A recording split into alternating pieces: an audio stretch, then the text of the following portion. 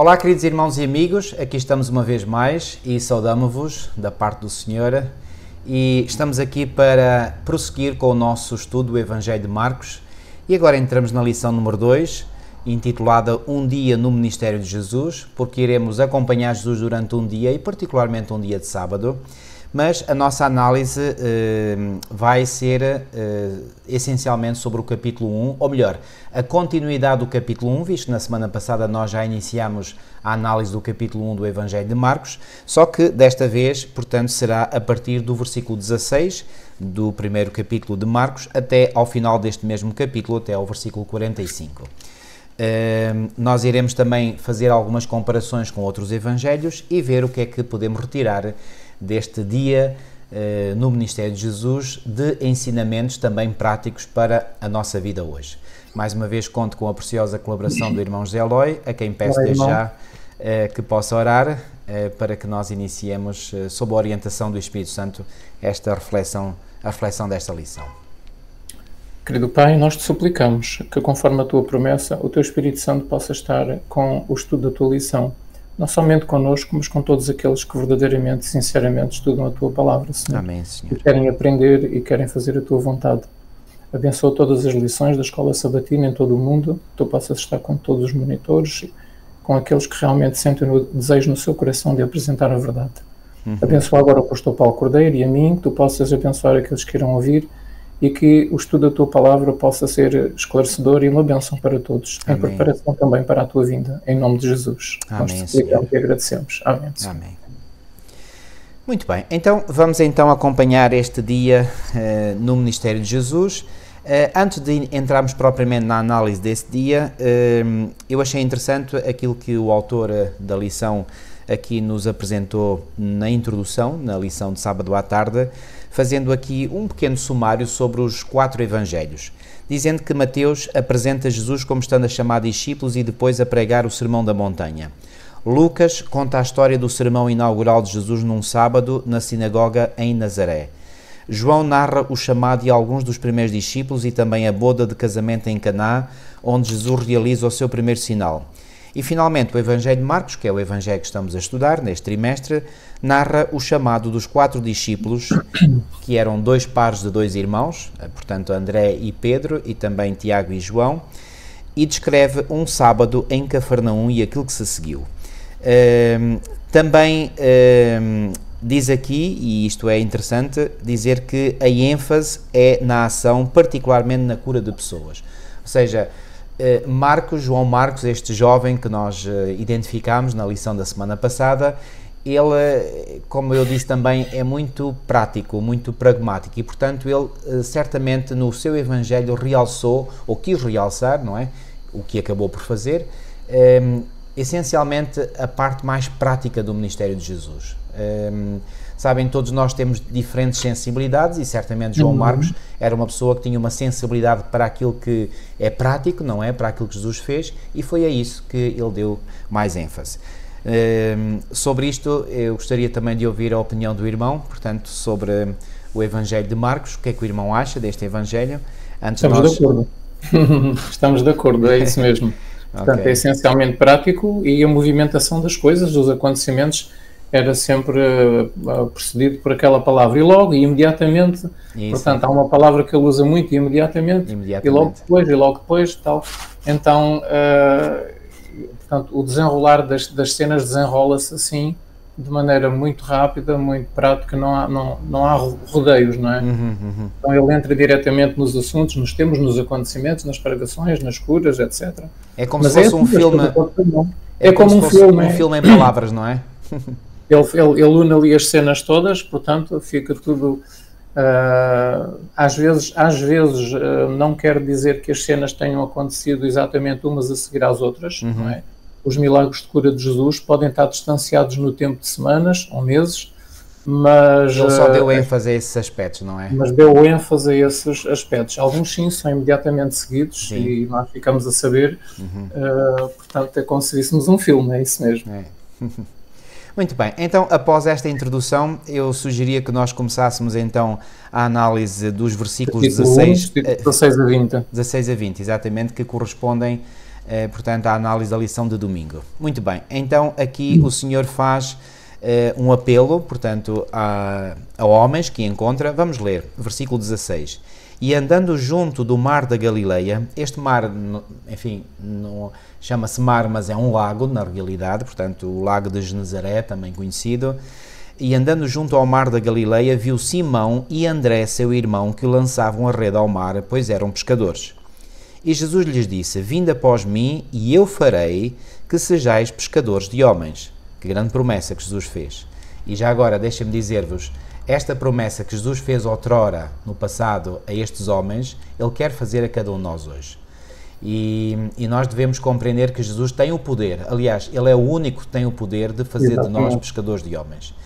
E é a melhor missão, a missão mais nobre, mais exaltada que Deus nos pode dar, é esta, de nós sermos pescadores de homens. Versículo 18, e deixando logo as suas redes o seguiram. Eu, há muito tempo que tenho na minha mente este conceito de que quando eles, quando diz aqui, deixando logo as suas redes, o seguiram, pois bem, na minha mente fixou-se a ideia de que certamente estas pessoas, estes homens, não estavam muito felizes com a sua atividade profissional que exerciam na altura, que era a atividade profissional de pescadores. E quando viram uma alternativa, certamente que, atenção, isto que eu estou a dizer não explica tudo, quero deixar isto bem claro, mas eu creio que este aspecto também pode e deve ser realçado, ou seja, eram homens que tinham a sua atividade profissional, mas certamente não se sentiam totalmente realizados naquilo que faziam. E assim que viram uma possibilidade de escape, não é, para fazerem outra coisa, eles, diz aqui, portanto, o Evangelho de Marcos, deixando logo as suas redes, o seguiram. Quando comparamos este relato de Marcos com o de João, que iremos ver depois também, vemos que, afinal de contas, esta decisão não foi uma decisão, digamos, tomada, digamos, em cima dos joelhos, digamos assim. Ela foi certamente refletida, como iremos ver. Mas aqui, lá está, Marcos enfatiza mais a parte imediata, não é? E deixando logo as suas redes o seguiram. E passando dali um pouco mais adiante, viu Tiago, filho de Zebedeu, e João, seu irmão, que estavam no barco consertando as redes. E logo os chamou. E eles, deixando o seu pai Zebedeu no barco, com os jornaleiros, foram após ele. Pois bem, este é o relato que Marcos nos dá dos primeiros discípulos e que vieram a ser apóstolos também, que Jesus chamou. Portanto, eram dois pares de irmãos, Simão e André, e depois também Tiago e João. Irmão, o que é que nós podemos aprender deste chamado de Jesus a estes 4 homens? Há aqui um pormenor interessante que eu reparei. O irmão mencionou o texto, ainda agora o texto de João capítulo 1, versículo 35 e 51. Em João capítulo 1, os acontecimentos de João capítulo 1, versículos 35 a 51, são anteriores a este acontecimento que nós vemos aqui nos versículos 16 a 20 do capítulo 1 de Marcos. O tempo tinha-se passado e Jesus volta a fazer um novo convite a estes homens. Porquê? É esclarecedor o texto que nós temos aqui no Espírito de Profecia, no Desejar de Todas as Nações. Sim. Há um texto que diz assim, e isto é muito interessante. Até esta ocasião, dos versículos 16 a 20 de Marcos, que, como já disse, são posteriores ao acontecimento relatado em João, no capítulo 1, em que Jesus também, João Batista aponta para Jesus e os discípulos o seguem. Até então, diz Ellen White, nenhum dos discípulos, ou seja, estes homens que nós vemos aqui em 16 a 20, já eram discípulos. Portanto, é muito importante nós entendermos isto. Já eram discípulos de Jesus Cristo. No entanto, Jesus chama-os aqui nesta ocasião, nos versículos 16 a 20. Porque é que ele os chama nesta ocasião se eles já eram discípulos? Portanto, aqui é que está o esclarecimento que Ellen White nos dá aqui, no capítulo, que capítulo é este? Este é o capítulo 25 do Desejar de Todas as Nações. Até então, nenhum dos discípulos se tinha unido completamente ou inteiramente a Jesus como colaborador seu. Tinham testemunhado muitos dos seus milagres, estes homens, que estão aqui chamados por Jesus nos versículos 16 a 20, tinham testemunhado muitos dos seus milagres e tinham escutado os seus ensinos. Porém, e aqui é que está, não tinham abandonado completamente a sua ocupação anterior de pescadores. Okay? O encarceramento de João Batista fora para todos eles uma amarga decepção. Eles sabiam, tinham conhecimento, João Batista tinha sido preso. Se tal devia ser o resultado da missão de Jesus, da missão do profeta Batista, do João Batista, pouca esperança tinham eles quanto ao seu mestre Jesus, com todos os guias religiosos unidos contra Jesus. Sob estas circunstâncias, era-lhes um lenitivo tornar por algum tempo a sua profissão de pescadores. Ok? Então, João Batista preso, os líderes religiosos da igreja no seu tempo queriam matar Jesus, não o aceitavam, queriam vê-lo pelas costas, faziam-lhe a vida negra. Portanto, estas coisas estavam na mente dos sítios, se calhar não temos futuro nenhum ao seguir Jesus, este Messias, não é? Sob estas circunstâncias, era-lhes um lenitivo tornar por algum tempo a sua pesca. Então, por isso é que Jesus foi encontrar a pescar. Mas agora Jesus convida-os a abandonar a vida anterior. Agora Jesus faz um chamado mesmo direto. Isso. Vocês, eu quero que vocês abandonem a vossa vida de pescadores e venham após mim. Então, agora Jesus convida-os a abandonar a vida anterior, unindo aos de Jesus os interesses deles. Pedro aceitaram o convite. Quando chegou à praia, Jesus pediu aos outros 3 discípulos: vindo após mim, e eu vos farei pescadores de homens. Imediatamente deixaram tudo e o seguiram. Isto imediatamente, há muitas pessoas que lhes fazem confusão: como é que estes homens eram pescadores? Chega ali um estranho e diz para eles o seguir, eles abandonam tudo, um estranho que não conhecem de lado nenhum, e agora assim de repente seguem-no, sem o conhecerem de lado nenhum. Não, eles já eram discípulos de Jesus, não tinham abandonado completamente a sua profissão, e agora Jesus faz um apelo para eles deixarem mesmo a sua profissão e seguirem-no, não é? Mas eles estavam desanimados, eles estavam tristes por causa da prisão de João Batista e da oposição dos líderes a Cristo. Então eles pensavam que não tinham futuro e foram pescar para se distraírem um pouco. Então, para distrair um pouco, não, para se distrair durante muito tempo. Então Jesus faz este apelo aqui. Só para os irmãos terem a ligação entre realmente João, capítulo 1, portanto, versículos 35 a 51, e agora o texto de Marcos, que é posterior ao de João 1, está bem? Muito bem, muito bem. Essa explicação é muito importante, irmão, e ainda bem que o irmão a enfatizou, porque reparem, o que nós temos que fazer para compreendermos, digamos, aquilo que os ingleses chamam the big picture, ou seja, o quadro completo, é nós procurarmos um bocadinho aqui, um bocadinho ali, portanto, vendo o que é que um evangelho diz, depois comparar o que dizem os outros evangelhos, eventualmente com o que diz o Espírito de Profecia, e então aí a nossa visão do quadro completo começa a alargar-se, não é? A ficar mais compreensiva. Quando eu exprimi aquilo que foi o meu pensamento durante muito tempo, de que eles estavam insatisfeitos com o seu trabalho, há aqui uma cota à parte de verdade, porque eles já eram discípulos, de facto, não é? Eles tinham voltado à sua ocupação, mas certamente que o Espírito Santo estava a trabalhar na mente deles, eles não estavam satisfeitos, digamos, de estar ali na sua profissão. Havia já uma insatisfação, tanto mais que eles sabiam que provavelmente deveriam estar a seguir a Jesus, mas ainda não tinham tomado a decisão completa de se unirem de alma e corpo e a tempo inteiro no ministério de Jesus, não é? E essa citação de Ellen White que o irmão leu, pode parecer que Ellen White está aqui a ir para além daquilo que é dito nos Evangelhos, mas não está. Não está. E eu quero ler aqui um texto, que é o texto de Lucas 6. Aliás, aqui na lição é mencionado o texto de Lucas 6:12, mas eu irei ler também o 13, e diz assim, Lucas 6:12 e 13.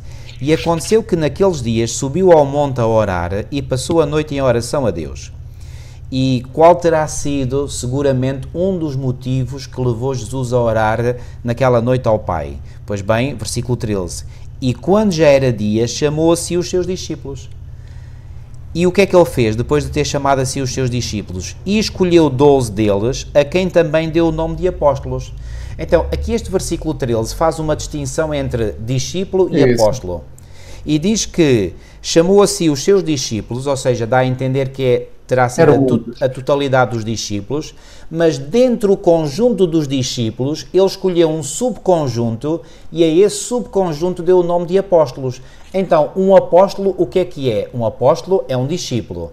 Um apóstolo tem que ser um discípulo, mas um discípulo pode não ser necessariamente um apóstolo. Então, o que é que este texto enfatiza? Que... E agora vou pegar neste texto e portanto, analisar a realidade para que eu creio que vai perfeitamente ao encontro daquilo que Ellen White diz no seu livro Desejar Todas as Nações. Portanto, quando eles receberam este chamado de Jesus, estes 4 irmãos, digamos assim, André e Pedro e Tiago e João, quando eles receberam este chamado descrito em Marcos 1, portanto 16 a 20, ok? Eles já eram discípulos, no entanto, ainda não se tinham comprometido como apóstolos. E quando recebem este chamado, então aí eles tornam-se apóstolos, porque apóstolo quer dizer aquele que é enviado, não é? Ou seja, eles aí entraram a tempo inteiro na obra de serem pescadores de homens. Estão a entender a diferença? Ok? Exatamente. Há discípulos e há discípulos enviados. Exatamente. E os discípulos enviados são os apóstolos. Há discípulos apóstolos, exatamente. Isto para dizer o quê? Hoje em dia, muitos dentro da igreja podem ser apenas discípulos, mas ainda não serem apóstolos. Exato. Mas Deus nos chama a nós a que não sejamos apenas discípulos, mas que também sejamos o quê? Apóstolos. E apóstolos significa agarrar a missão, portanto, interiorizar a missão que o Senhor nos dá e partir para a missão. Ok? Isto é muito importante enfatizarmos isto. Porque reparem, nós não devemos apenas desejar a nossa salvação. Claro que a nossa salvação é de veras importante, não é? E só nós podemos decidir pela nossa própria salvação, não é? Aceitando Jesus e aceitando, depois de o termos aceito como nosso Salvador, fazer a sua vontade. Mas nós não devemos querer este dom magnífico só para nós, devemos também partilhar com outros, com o intuito de que outros também possam aceitar o dom da salvação. Estão a ver? Ok? E no fundo também, tudo isto é a essência do Evangelho. Claro. Com certeza. Quem partilha das bênçãos do Evangelho sente o desejo de partilhar com outros. Isso mesmo. Muito bem, irmão. Muito bem. É isso mesmo. Aliás, é isso que nos motiva a estarmos aqui, não é? Nós gostamos de partilhar com outros aquilo que nos tem inflamado o coração, não é? Que nos tem dado alegria e queremos partilhar com os outros. Não queremos guardar isto só para nós, não é? Exatamente, é isso mesmo. Há muitas coisas que eu poderia estar a fazer neste momento, por exemplo. Há coisas que eu desejo muito fazer, portanto, há coisas que eu desejo estudar sobre medicina, sobre cura de doenças, portanto, há coisas que eu tenho aqui disponível para estudo e eu não consigo ter o tempo que eu queria para estudar estas matérias porque estou, portanto, grande parte do tempo dedicado à lição. Ou seja, a pensar nos outros, portanto, eu não estou a dedicar tanto tempo como gostaria a outros temas, a outros assuntos para poder estar aqui, porque é bom, portanto, comunicar também a mensagem do Evangelho, da salvação a outras pessoas, não é? Agora, curiosamente, irmão, e certamente que o irmão concordará comigo, quando nós partilhamos com outros aquilo que o Senhor nos deu a conhecer, e digo bem, eu quero enfatizar isto, aquilo que o Senhor nos deu a conhecer, porque nenhum de nós nasce ensinado, irmãos. E portanto tudo aquilo que nós sabemos é o Senhor que nos tem revelado, não é porque nós sejamos mais especiais do que vós, não é o Senhor pelo seu Espírito. Exatamente, nos tem ensinado, nós esquecemos um pormenor, sempre que nós nos aproximamos da Bíblia e do Espírito de Profecia e desejamos aprender e saber a vontade de Deus para depois a cumprir, os anjos aproximam-se. Isso mesmo. Os anjos aproximam-se e esse Espírito que os anjos trazem, não é? Esse Espírito celestial é comunicado à nossa mente e ao nosso coração. A presença deles. E eles ajudam-nos a compreender aquilo que está escrito. Portanto, tudo que não é nosso. No fundo, nós temos o desejo. O Espírito Santo colabora, os anjos colaboram. E nós, então, vamos crescendo espiritualmente. Porque Deus faz o trabalho em nós, mas nós temos que dar o passo, não é? Portanto, toda a honra e toda a glória é para o Senhor, não é para nós. Agora estava eu a dizer, quando nós partilhamos com outros aquilo que o Senhor nos revelou, nos ensinou a nós em primeiro lugar, nós somos altamente beneficiados com isso. Porquê? Porque ao partilharmos com o outro, é como se essas verdades que partilhamos com outros ficam ainda mais reforçadas, mais alicerçadas na nossa mente e no nosso coração. Portanto, nós nunca saímos a perder, bem pelo contrário, saímos a ganhar, não é? Eu gosto da matemática divina, quanto mais nós distribuímos pelos outros, mais temos. É verdade, mas é mesmo, é uma verdade mesmo grande. É verdade. E todos aqueles que experimentam explicar a palavra de Deus a outros, seja na igreja ou fora da igreja, sentem isso. Sentem isso. Depois, no fim do dia, quando estão a pensar naquilo que aconteceu e no estudo que deram, mas como é que eu fui capaz de dar aquele estudo? Como é que eu... Portanto, quando nós partilhamos aquilo que nós sabemos com outros, ou dentro da igreja ou fora da igreja, essas verdades ficam mais solidamente enraizadas em nós, no nosso coração e na nossa mente. Então, por isso, nós temos também um benefício quando explicamos a palavra de Deus a outros. Fica mais enraizado em nós. É isso. Muito bem. Vamos então avançar. Já vimos, portanto, esta comparação, portanto, entre o relato de Marcos e o relato de João. Portanto, nós podemos ficar também a saber, através do relato de João, de que estes homens eram discípulos de João Batista, ok? Isso. E se nós formos lá, portanto, ao texto de João, portanto, no capítulo 1, e no versículo 35, o irmão há bocadinho citou, mas não lemos, e eu faço questão de lermos também. Então, João 1, 35 até 41, lemos o seguinte: no dia seguinte, João estava outra vez ali e 2 dos seus discípulos. Discípulos de quem? Discípulos de João. E vendo passar a Jesus, disse: eis aqui o Cordeiro de Deus. E os 2 discípulos ouviram-no dizer isto e seguiram a Jesus. Então, estes 2 discípulos eram discípulos de João inicialmente e tornaram-se, a partir deste momento, discípulos de Jesus, porque seguiram. Discípulo quer dizer seguidor de alguém. Isso. Okay? E Jesus, voltando-se e vendo que eles o seguiam, disse-lhes: que buscais? Eles disseram: Rabi, que traduzido quer dizer mestre, onde moras? Ele lhes disse: vinde e vede. Foram e viram onde morava. E ficaram com ele aquele dia. E era já quase a hora 10ª. Hora 10ª corresponde às nossas 16 horas de hoje. Era André, irmão de Simão Pedro, portanto agora os 2 discípulos estão identificados, portanto André, irmão de Simão Pedro, portanto os 2 mesmos que Marcos relata no seu Evangelho, um dos 2 que ouviram aquilo de João e o haviam seguido. Este achou primeiro o seu irmão Simão e disse-lhe: achámos o Messias, que traduzido é o Cristo. Então, temos aqui, e já agora o 42, e levou a Jesus, e olhando Jesus para ele, disse: tu és Simão, filho de Jonas, tu serás chamado Cefas, que quer dizer Pedro. Então, vemos aqui, portanto, que estes 2 discípulos que Jesus chama, não é, ao apostolado, eram seus discípulos e antes de serem discípulos de Jesus eram discípulos de João. Portanto, eram pessoas que já tinham algum conhecimento das verdades, não é, bíblicas, certamente da verdade messiânica, porque João Batista foi um precursor do Messias e, portanto, de certeza que apresentava essas verdades. Portanto, estes homens não estavam, digamos, num vazio, não é? Já havia, portanto, todo um background de experiência religiosa neles, certo?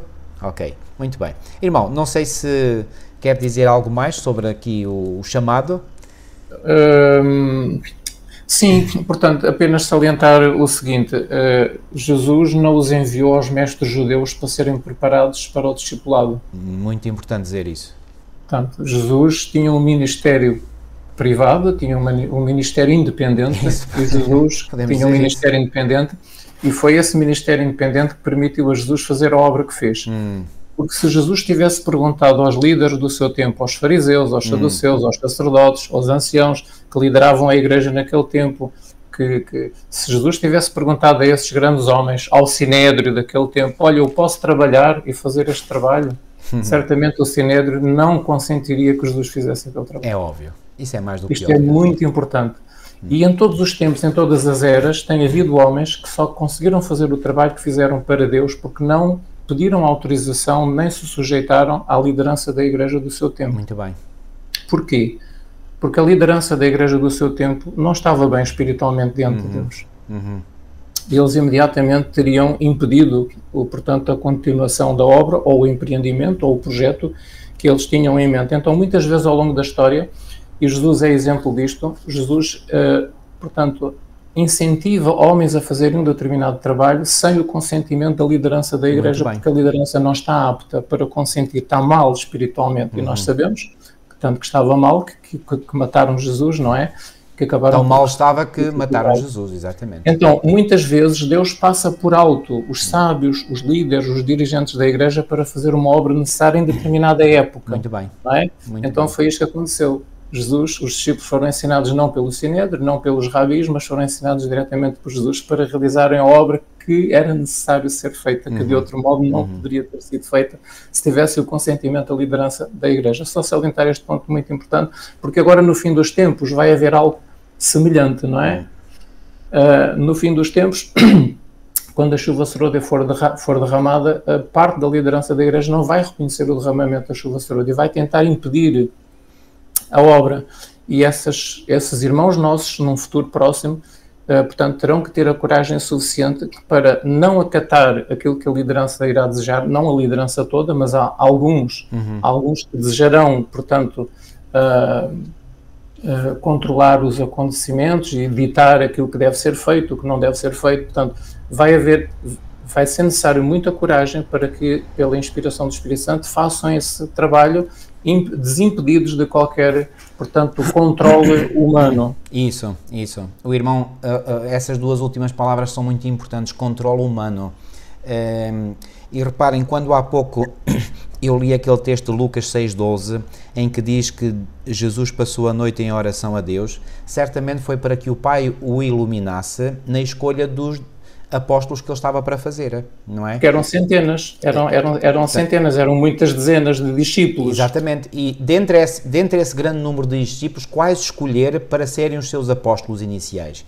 Então, exatamente. Jesus sentiu que tinha a necessidade da orientação e da sabedoria do Pai, e foi isso certamente que ele pediu naquela noite de oração. Então, Jesus pediu orientação ao Pai, não pediu orientação aos líderes eclesiásticos do seu tempo. Isto é importante. E, portanto, nós, se queremos hoje também ter um ministério profícuo, nós devemos pedir orientação, a sabedoria divinas, porque Deus quer guiar a cada homem e mulher.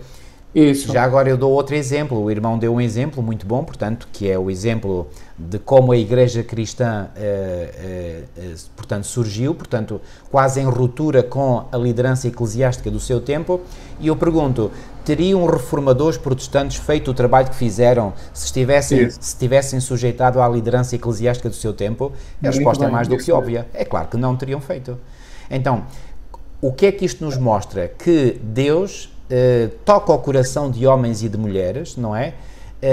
Para que eles possam sentir o desejo de avançar pela fé, guiados unicamente pelo Senhor, para fazerem um ministério em favor do Senhor, unicamente dirigidos por Ele. E é isto que conta verdadeiramente, porque nós temos que ser guiados por Deus, não guiados por outros seres humanos, não é? E quando esta pessoa é guiada por Deus e aquele é guiado por Deus e o outro é guiado por Deus, eles vão se identificar uns aos outros, eles vão se reconhecer uns aos outros, não é? Isso é maravilhoso, é isso mesmo. E eles vão se unir nessa causa porque eles estão, todos eles, em conexão direta com Deus. E porque estão em conexão direta com Deus, acabam por ficar em conexão uns com os outros. Estão a ver? E há uma afinidade entre eles. Isso mesmo. Eles sentem que pertencem àquela comunidade, sentem que pertencem àqueles que pensam e sentem daquela maneira. Há uma afinidade automática. Há uma sintonia, eles sentem que estão em sintonia. Há uma sintonia, exatamente. Que estão na mesma frequência, no mesmo comprimento de onda. Ao passo que os outros não. Os outros até querem um distanciamento. Querem um distanciamento, não querem nada com eles. Exatamente. Não querem nada com eles. Exatamente. E isto faz-me lembrar o que diz, por exemplo, o texto de 1 de João 4,20, diz: se alguém diz eu amo a Deus e aborrece o seu irmão, é mentiroso, pois quem não ama o seu irmão ao qual viu, como pode amar a Deus a quem não viu? E dele temos este mandamento, que quem ama a Deus, ame também o seu irmão. Então o que é que isto mostra? Aquele que verdadeiramente ama a Deus, vai acabar por reconhecer quem são aqueles que são de Deus também. Quem são aqueles que estão a ser dirigidos por Deus, não é? Porquê? Porque a sua experiência vai permitir-lhe ter a visão apropriada para reconhecer quem são os outros que andam com Deus. Ora bem, isso mesmo. Estão a ver? E são estes que se vão unir entre si e vão formar uma unidade forte, ok? Porque já vimos aqui em lições anteriores, eu volto a referir, a ideia de que toda a igreja necessita de unir, essa ideia não tem base bíblica. E não tem porquê. Porque a igreja é constituída de trigo e de joio. Ora, o trigo nunca se vai juntar com o joio para trabalhar. Isso. Ok? Exatamente. Mas como é que nós sabemos quem é trigo e quem é joio? Não sabemos. Só Deus é que sabe, obviamente. Mas não é menos verdade que Jesus também disse aos seus discípulos: pelos seus frutos os conhecereis. Quem é que nós vamos conhecer? Aqueles que são de Deus. E como é que nós sabemos? Pelos seus frutos. Quais frutos? As suas obras, e não só as suas obras, aquilo que eles dizem, as crenças que têm, o testemunho que dão. Então, quando eu ouço alguém pelo testemunho dessa pessoa, eu vejo se essa pessoa está alinhada com o Espírito de Deus ou não. Mas eu só consigo ter essa percepção se eu mesmo estou alinhado com o Espírito de Deus. Faço-me entender? Muito bem, muito bem. Bem explicado. Então, estes discípulos aqui, portanto, foram todos eles chamados por Deus e depois acabaram. Agora, não é menos verdade, e também importa dizer isto, que, e nós vemos isso ao longo do ministério terreno de Jesus, os discípulos às vezes tinham divisões entre eles, ok? Porquê? Porque necessitavam de crescer, necessitaram e cresceram, pela graça de Deus, necessitavam de passar por um processo de amadurecimento e passaram, mas há aqui um outro dado, uma outra variável que entra em jogo. Ellen White diz que a discussão que frequentemente nascia entre eles sobre qual deles deveria ser o maior era normalmente iniciada por quem? Por Judas Iscariotes. E Judas Iscariotes era o joio dentro do trigo. Como é que nós sabemos que era o joio? Porque em João 6, 70 e 71, Jesus dá claramente a entender que ele era, portanto, um filho do diabo. Eu vou ler esse texto, João 6, 70 e 71. Diz assim, respondeu-lhe Jesus, não vos escolhi a vós os 12, e um de vós é um diabo. E nós não precisamos de estar aqui, digamos, a especular sobre quem seria, porque o versículo 71 diz claramente quem era o diabo. Versículo 71. E isto dizia ele, Jesus, de Judas Iscariotes, filho de Simão, porque este o havia de entregar sendo um dos 12. Ellen White ainda nos diz que Jesus fez esta afirmação sobre Judas Iscariotes 1 ano e meio antes de ser traído. 1 ano e meio. Então reparem, Jesus já sabia que Judas Iscariotes era diabo, sabia. E Jesus, na parábola que ensinou sobre o trigo e o joio, o que é que ele disse que é o trigo? O trigo são os filhos do reino e o diabo são os filhos do maligno. Então, pois. Judas Iscariotes, podemos dizer que era o joio, sim ou não? Claro que sim. Era. E era o joio é que iniciava a discussão sobre qual deles seria o maior. Pois. Então, o que é que estava no coração de Judas? Querer ser o maior. E eu pergunto, será que aqueles que hoje dentro da igreja pretendem ser os maiores e competir pelos lugares mais proeminentes não estão afetados do mesmo espírito que afetou Judas Iscariotes, sim ou não? É uma pergunta que deixo no ar. Pois. Ok? Eu creio que a resposta é óbvia. Ok? Então, amigos, nós devemos ser muito cautelosos, muito prudentes e procurar seguir a vontade do Senhor, pôr a missão do Senhor em primeiro lugar na nossa vida e deixar o Senhor agir através de nós para a honra e glória do seu nome. E não estar preocupados com honras mundanas, honras que vêm de seres humanos, isso para nós não conta nada.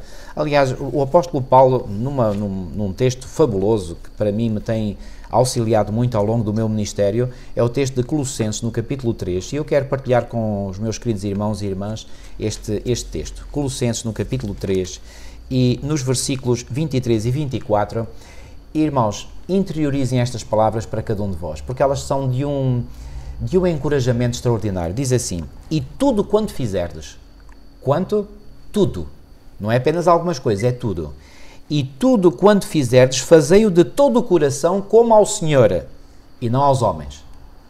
Ou seja, o que é que Paulo está aqui a dizer? O nosso foco é aquilo que eu faço para Deus, não é aquilo que eu faço para os homens. Para Deus. Versículo 24. Sabendo que recebereis de quem? Dos homens ou do Senhor? Do Senhor o galardão da herança.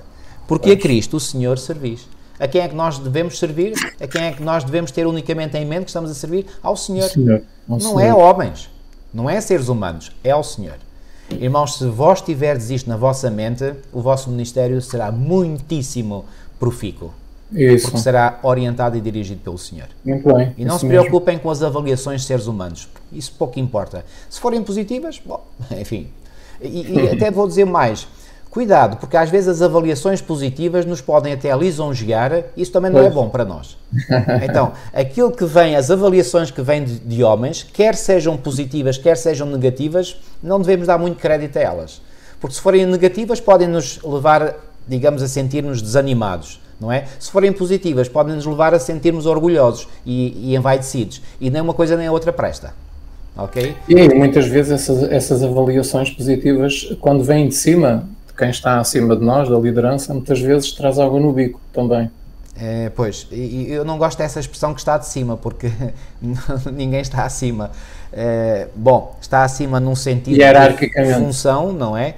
Mas, pois, ninguém está acima, isso é verdade. Exatamente. Portanto, nós somos todos irmãos uns dos outros, não é? Claro que uns têm certas responsabilidades, claro que sim, e portanto isso é inegável, é óbvio, não é? Mas o facto de alguém estar numa posição de liderança não lhe dá maior dignidade ou valor do que aquele que não está nessa posição de liderança. É isso mesmo, exatamente. Tem que ficar claro. Muito bem, irmão, vamos avançar então. E vamos agora para a parte de segunda-feira, portanto, e vamos agora... 21 a 28. Sim, sim, e agora vamos ler. O irmão agora pode ler, por favor. Portanto, Marcos 1. Depois entraram em Cafarnaum e, logo no sábado, foi ele ensinar na sinagoga. Eu gosto mais da tradução nos primeiros sábados. Ele, portanto, começou a ensinar na sinagoga. E o 22. Maravilharam-se da sua doutrina, porque os ensinava como quem tem autoridade e não como os escribas. Não tardou que aparecesse na sinagoga um homem possesso, de espírito imundo, o qual bradou: que temos nós contigo, Jesus Nazareno? Vieste para perder-nos? Bem sei quem és, o Santo de Deus. Mas Jesus o repreendeu, dizendo: cala-te e sai desse homem. Então o espírito imundo, agitando-o violentamente e bradando em alta voz, saiu dele. Todos se admiraram, a ponto de perguntarem entre si: que vem a ser isto? Uma nova doutrina? Que com autoridade ele ordena aos espíritos imundos e eles lhe obedecem.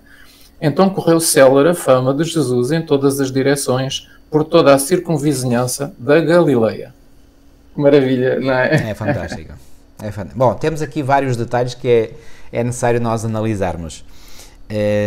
Ora bem, diz aqui que entraram em Cafarnaum. Já agora, Cafarnaum foi um dos locais que Jesus escolheu para ser, digamos, o ponto de partida das suas campanhas evangelísticas ou missionárias, não é? Assim como na semana passada nós dissemos que a cidade de Antioquia da Síria foi um centro evangelístico a partir do qual os apóstolos, por exemplo, o apóstolo Paulo iniciou as suas 3 viagens missionárias. E agora, Cafarnaum tem um papel muito importante no ministério de Jesus. É o centro dos trabalhos de Jesus Cristo, ou seja, ficava a meia distância entre as idas para o norte e as idas para o sul, que Jesus fazia. Era um centro evangelístico. Jesus escolheu Cafarnaum para passar ali. Portanto, entre as suas viagens, ele descansava ali, tinha ali um aposento e também era um sítio onde se podia trabalhar, porque era uma cidade cosmopolita também. Passava por ali muita gente, estrangeiros de muitos países, que iam para o Egito e do Egito iam para a Síria, certo. E da Síria para o Egito, então era um centro de passagem. E onde é que ficava situada Cafarnaum? Pois bem, ficava exatamente, se os irmãos forem ao mapa bíblico e verem a região onde estava o Mar da Galileia, Cafarnaum ficava mesmo no topo do Mar da Galileia, na parte norte, na costa norte do Mar da Galileia. Okay? Eu já lá estive pessoalmente e, enfim, gostei de ter lá estado. Estive nas ruínas da sinagoga de Cafarnaum e, portanto, onde Jesus esteve muitas vezes e ensinou, e portanto aqui, onde o versículo 21 diz: entraram em Cafarnaum e logo no sábado indo ele à sinagoga, portanto ali ensinava, nessa sinagoga, cujas ruínas onde estive. E depois aqui o versículo 22 diz algo que para mim é absolutamente maravilhoso: e maravilharam-se da sua doutrina, porque os ensinava. E porquê? Porquê que as pessoas se maravilhavam de ouvir Jesus ensinar a doutrina? Porque os ensinava como tendo autoridade e não como os escribas. Olha, irmão, vamos lá tentar perceber o que é que este texto nos quer transmitir. Qual deveria ser a grande diferença do ensino de Jesus comparativamente ao ensino dos escribas? O que é que... Eu tenho uma dica na minha mente, mas gostaria de ouvir o irmão falar. O que é que fazia com que Jesus, ao ensinar, ele cativasse de tal forma a atenção do seu público, e o público ficava maravilhado, como diz o texto bíblico, porque viam claramente, e o povo, normalmente muitos dirigentes pensam que o povo muitas vezes desculpa a expressão, é estúpido, mas o povo não é. O povo sabe reconhecer quem são aqueles que ensinam de uma maneira e aqueles que ensinam de outra. E então o povo aqui reconheceu que Jesus não ensinava do mesmo modo dos escribas. Mas o que é que faria então esta diferença entre o ensino de Jesus e o ensino dos escribas? Irmão? Olha, eu podia falar nas minhas próprias palavras, mas eu quero partilhar com os irmãos também, portanto, um comentário de Ellen White, porque ela, como digo, e volto a repetir, é bom que todos nós como adventistas nos recordemos disso, Ellen White tem visão durante cerca de 70 anos, foi levada ao passado e ao futuro. E ela escreveu aquilo que... ela recebeu a ordem de escrever em livros aquilo que lhe foi mostrado em visão. Então ela escreveu Desejar a todas as nações. E aqui no capítulo 26, ela diz assim: todos quantos ouviam o Salvador admiravam a sua doutrina, porque a sua palavra era com autoridade. Estamos no capítulo 26 do Desejar a todas as nações. Ele ensinava-os como tendo autoridade e não como os escribas. Há aqui uma distinção, há aqui uma diferença, há aqui um contraste. Claro. Os ensinos dos escribas e anciãos era frio e formal, como uma lição aprendida de cor. Para eles, a palavra de Deus não possuía nenhum poder vital. Os seus ensinos eram substituídos pelas ideias e tradições deles próprios. E na acostumada rotina do serviço professavam explicar a lei, mas nenhuma inspiração de Deus lhes comovia o coração ou dos seus ouvintes. Jesus nada tinha a ver com as várias dissensões existentes entre os judeus. A sua obra era apresentar a verdade. E agora, ouçam com atenção. As palavras de Jesus derramavam uma torrente de luz sobre os ensinos dos patriarcas e profetas. Era esta a obra que os rabis e os saduceus deveriam ter feito. Isso. Os sacerdotes, os anciãos, e não fizeram. Ou seja, no fundo é explicar o que é que as Escrituras dizem, não é? De forma simples, de forma simples. E ligando Escritura com a Escritura, interpretando Escritura com a Escritura, reparem Jesus, e a esclarecer o que é que o Moisés e os profetas tinham dito. Portanto, deveria ser esse o trabalho didático, pedagógico dos dirigentes religiosos. Mas não o problema é que eles levavam as coisas muito para o misticismo e acabavam por espiritualizar coisas que não eram para ser espiritualizadas. Então, eles têm montes de livros, os judeus acumularam montes de livros ao longo dos séculos a espiritualizar aquilo que não era para espiritualizar. É coisas simples, coisas diretas, coisas objetivas. As suas palavras derramavam uma torrente de luz sobre os ensinos dos patriarcas e profetas. E as escrituras chegavam aos homens como uma nova revelação. Isso. Era uma nova porque eles tinham ensinado durante séculos aquele raciocínio, e agora Jesus estava a ensinar as coisas de modo tão simples, tão claro, tão direto, conforme estava ali, que parecia uma coisa nova. Isso, parecia. Nunca antes haviam os seus ouvintes percebido tal profundeza de sentido na palavra de Deus. Quer dizer, era simples, mas ao mesmo tempo era profundo. Jesus abordava o povo no mesmo terreno em que se encontrava, como alguém que lhes conhecia de perto as perplexidades. Agora, tornava bela a verdade, apresentando a verdade da maneira mais positiva e simples. A sua linguagem era pura, era refinada, era clara como a água de uma fonte. A voz era como música aos ouvidos que haviam escutado o monótono tom dos rabis. Mas se bem que fosse simples, o ensino de Jesus falava como alguém que tem autoridade. Esta característica punha o seu ensino em contraste com o de todos os outros. Os rabis falavam duvidosos, hesitantes, como se a Bíblia pudesse ser interpretada, significando uma coisa, ou exatamente o contrário. Os ouvintes ficavam diariamente presos da maior incerteza. Mas Jesus ensinava a Bíblia com indubitável autoridade. Fosse qual fosse o assunto, era apresentado com poder, como se as suas palavras não pudessem sofrer contestação.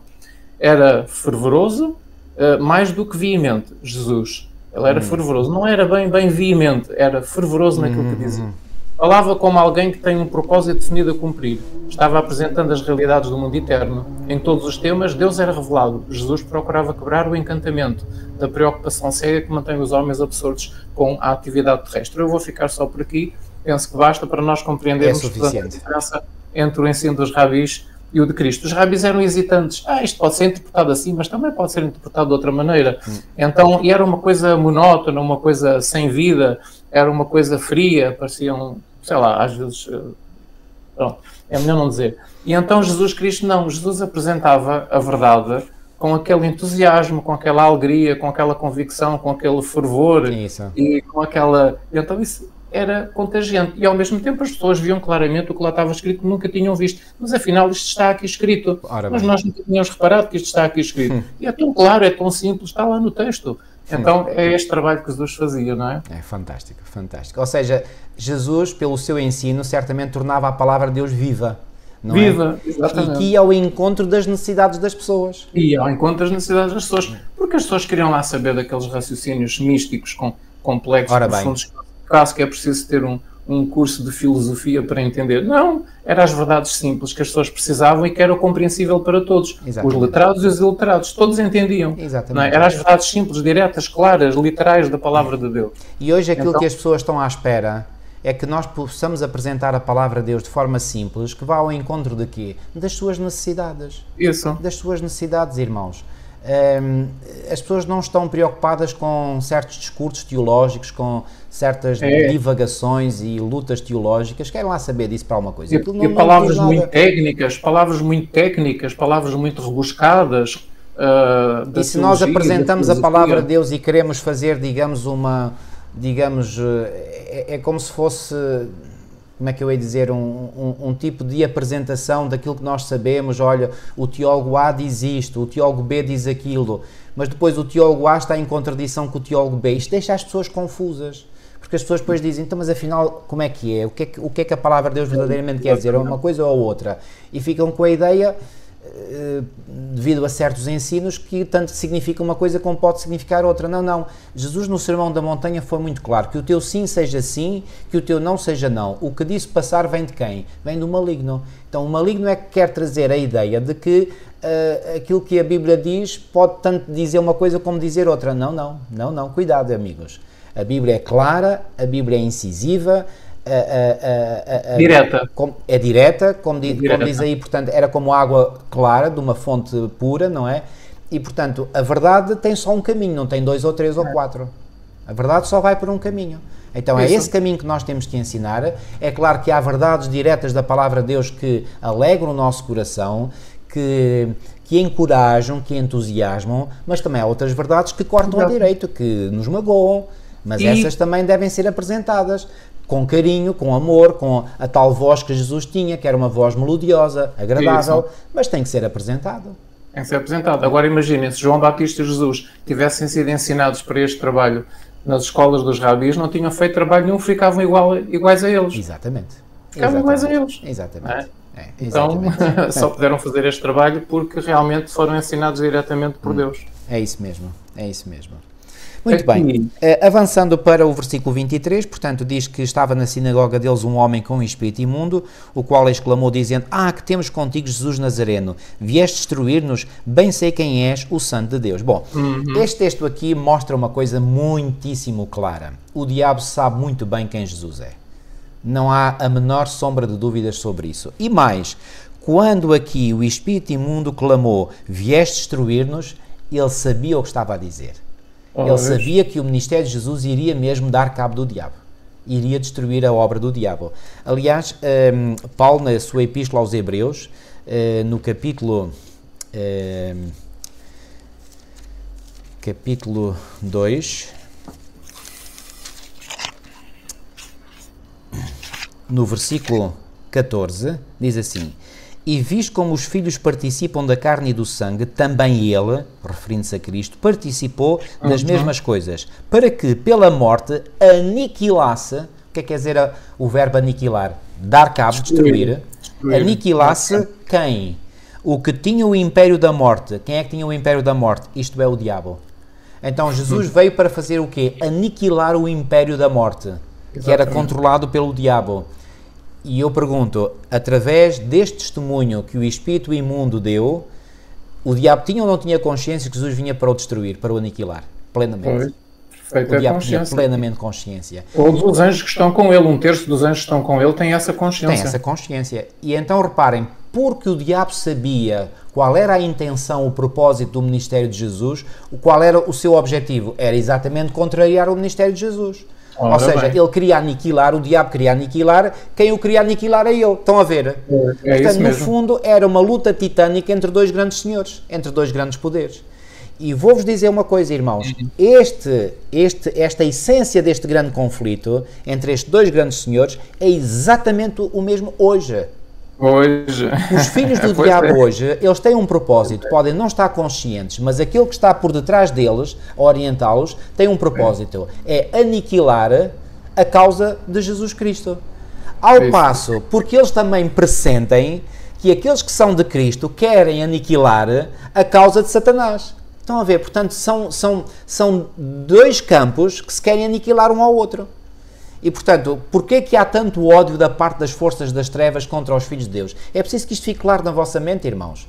Porque muitas vezes cristãos vivem dificuldades, vivem angústias, vivem perseguição, vivem maus tratos, vivem, enfim, coisas que são ditas deles que são negativas.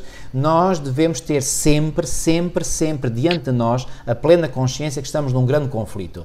E neste grande conflito nós estamos aqui para tentar aniquilar o outro. Isso e o outro não é ninguém. Não se trata de aniquilar nenhum ser humano. É aniquilar a causa de Satanás. Este é o meu propósito, deve ser o meu propósito como cristão. É promover promover o reino de Cristo, para que, ao promover o reino de Cristo, o reino de Satanás seja destruído. Portanto, agora, devemos ter consciência que o objetivo das forças do mal é destruir a causa de Cristo. É destruir a causa de Cristo. É isso mesmo. Olhem, reparem, os irmãos até têm aqui no comentário de Ellen White de sexta-feira, na lição mesmo. Sim, sim.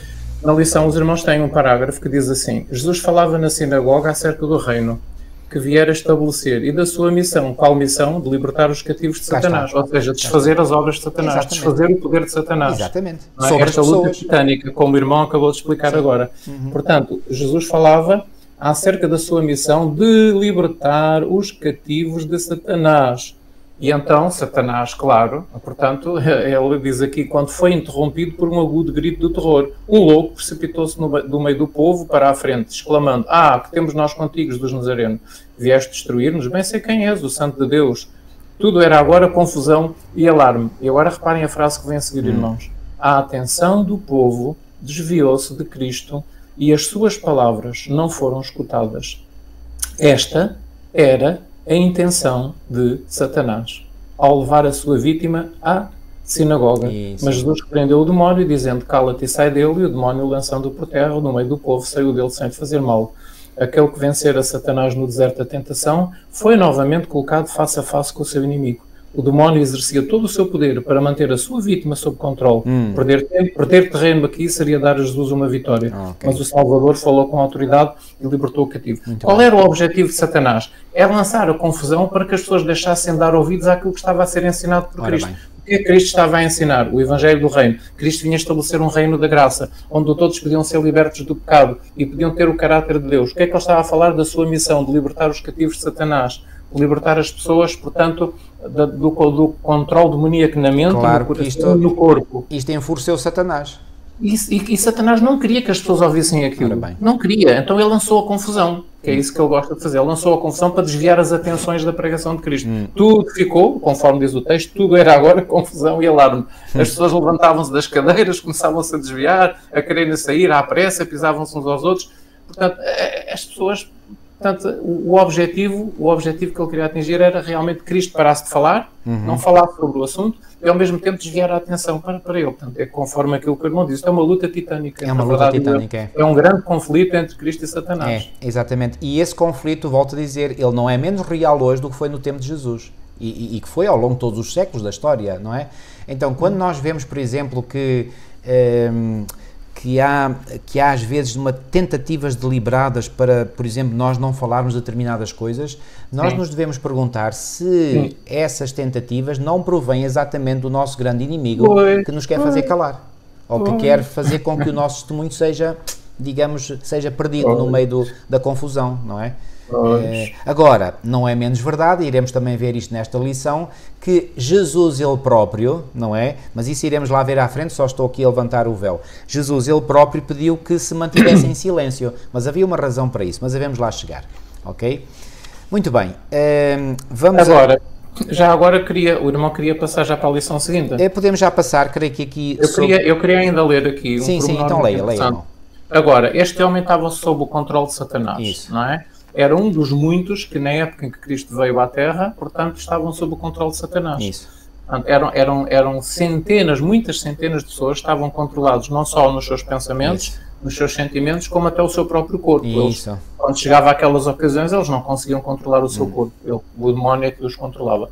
Acerca deste homem, é muito interessante e muito bonito, e é claro, Satanás, o diabo utilizou a arma dele, alguém que já estava na posse dele totalmente e que ele controlava à vontade.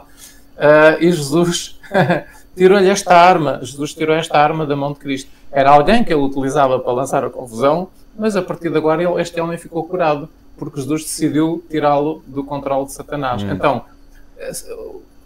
foi uma tática errada da parte do inimigo, porque ele acabou por perder um súbdito. Exatamente. Acabou por perder um súbdito. Então, nesta luta, Ellen White diz assim: o endemoninhado também estava presente, porque Jesus estava ali, uma grande multidão se juntou para ouvir a pregação de Jesus. E o endemoninhado também lá estava. o endemoniado compreendeu, em parte, que estava na presença de alguém que o podia libertar. Portanto, ele, no fundo, sentia que estava cativo do diabo e queria ser liberto. Mas quando tentou colocar-se ao alcance daquela poderosa mão, porque ele começou a aproximar-se, ele sentiu que estava ali alguém que podia definitivamente libertá-lo e terminar aqueles problemas todos que ele tinha. E quando ele estava a aproximar-se, o que é que aconteceu? Quando tentou colocar-se ao alcance daquela poderosa mão, a vontade de outro, de um demónio, segurou-o e as palavras de outro foram proferidas por meio dele. Ou seja, ele queria chegar junto de Cristo e dizer: liberta-me, cura-me, ajuda-me. Mas quando ele chegou perto de Jesus para dizer e pedir ajuda a Jesus, o diabo falou através dele e ele disse aquelas palavras que estão aqui registradas, não é? Ou seja, o diabo adiantou-se a ele próprio. Adiantou-se à pessoa, ao endemoniado.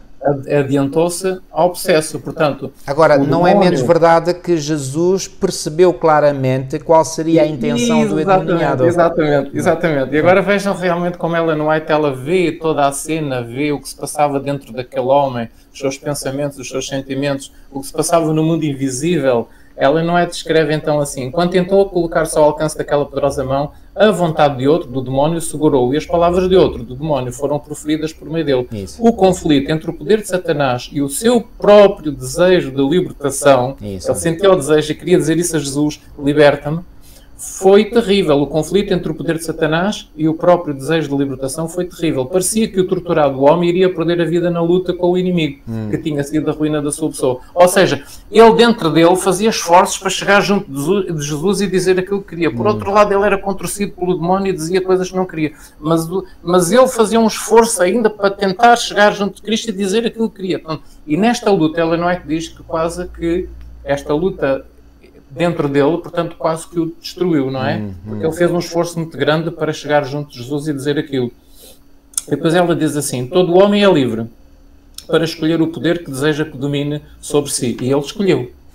Agora reparem, ele escolheu. Ele sentiu o desejo dentro dele. Agora reparem, ninguém cai tão baixo, ninguém há tão vil, ninguém caiu tão baixo, ninguém há tão vil que não possa encontrar libertação em Cristo. O endemoniado, em lugar da oração, daquilo que ele queria dizer a Jesus e suplicar: Senhor, cura-me, Senhor, salva-me, só podia proferir as palavras de Satanás.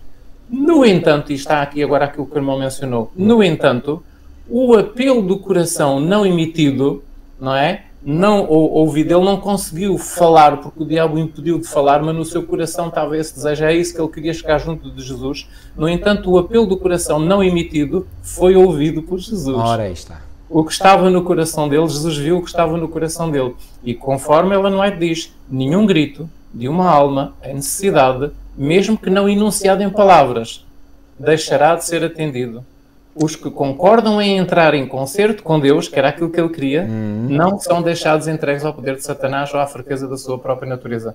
Se alguém que nos está a ouvir tem experiências semelhantes, não é?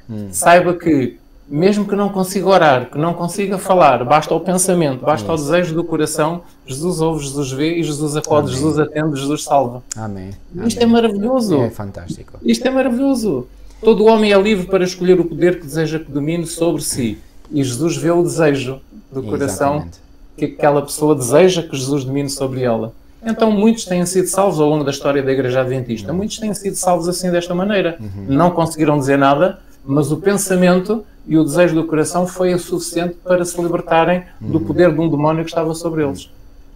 E esta realidade da cura, o irmão disse, e muito bem, tem sido uma realidade na história da Igreja Adventista, mas não só, ao longo de toda a história da Igreja Cristã. E mesmo noutras igrejas cristãs. Também, Deus tem manifestado, dos corações. Deus tem-se manifestado também através de outras igrejas, às vezes não totalmente, mas de forma parcial, não é? E deixa-me aqui, mais uma vez, queridos irmãos, enfatizar este ponto que é tão importante. Nós não podemos esquecer-nos nunca por nunca ser, que estamos neste grande conflito. Isso. E a nossa missão é destruir as obras do diabo. Não somos nós, obviamente, na nossa força e sabedoria que o conseguimos fazer, mas uma coisa é certa, quando nós nos unimos, mas nos unimos de facto em oração, em comunhão com o Senhor, recebemos dele, digo bem e enfatizo, recebemos dele a sabedoria, o discernimento e o poder para sabermos como, digamos, estragar os planos do inimigo libertar pessoas do poder do inimigo. Sim, sim. E aqui, irmãos, eu quero enfatizar algo que nestes últimos dias me tem estado aqui na minha mente. O Evangelho, que nós sabemos que pela própria definição da palavra significa a boa nova, que boa nova é essa? É a boa nova da libertação que Cristo dá às pessoas que são cativas de Satanás. De corpo, mente e alma. Corpo, mente e alma, exatamente. E queridos, o Evangelho não é para pessoas... Eu creio que muitas vezes nós achamos que o Evangelho é para aquelas pessoas, nós olhamos para elas e vemos que são pessoas boas, são pessoas agradáveis, são pessoas que estão em boas posições na sociedade, e quando nós gostaríamos que essas pessoas viessem para a igreja e nós depois recebemos os trunfos e os louros de trazer essas pessoas importantes para a igreja. Irmãos, o Evangelho é para os pecadores, o Evangelho é para os desgraçados, o Evangelho é para aquelas pessoas que estão cativas. Então, o Evangelho é para ser levado aos cativos de Satanás. E qualquer que seja a pessoa, pode esse cativeiro ter diferentes formas de se apresentar. Mas todas as pessoas que não estão em Cristo estão, de alguma forma, cativas de Satanás. E já agora... Pode ser cativas fisicamente, psicologicamente, emocionalmente, psicologicamente, espiritualmente, é um cativeiro de Satanás. E apenas e só o poder de Cristo pode libertar essas pessoas. Isso. Okay? Ainda bem que o irmão falou nisso, porque isto é extremamente importante. E para ajudar aqueles que possam estar a passar por problemas, ou aqueles que ainda não estão nessa situação, mas que estão em vias de... estão em risco de cair nessa situação, eu gostaria de ler então aqui também um parágrafo que está no capítulo 26 do Desejar de Todas as Nações e que diz assim: a causa oculta da aflição que tornara esse homem um terrível espetáculo aos seus amigos e um fardo para si mesmo estava na sua própria vida. Fora fascinado pelos prazeres do pecado. Por que aquilo cair naquela situação? Nós também temos que pensar assim, então, mas o diabo domina assim ser mais nem menos uma pessoa? Não. Portanto, ele tinha sido fascinado pelos prazeres do pecado. Isso. E pensar a fazer da vida um grande carnaval. Não sonhava em se tornar um terror para o mundo, como era. As pessoas tinham medo dele. Quando ele ficava possesso e aparecia, toda a gente fugia, não é? Claro. E uma vergonha para a família. Julgou poder gastar o tempo em extravagâncias inocentes para ele. Uma vez no declive, uma vez na curva descendente, digamos assim. Uma vez no declive, porém, resvalou rapidamente. A intemperança e a frivolidade perverteram-lhe os nobres atributos da sua natureza e Satanás tomou sobre ele o domínio completo. E agora aqui, houve uma altura em que ele quis voltar para trás, e isto também é uma advertência para aqueles que nos estão a ouvir. Nós não podemos ir simplesmente num rumo e dizer, quando eu quiser eu volto para trás. Quando eu quiser eu arrependo. Quando eu quiser eu volto para a igreja. Quando eu quiser eu volto a ler a Bíblia.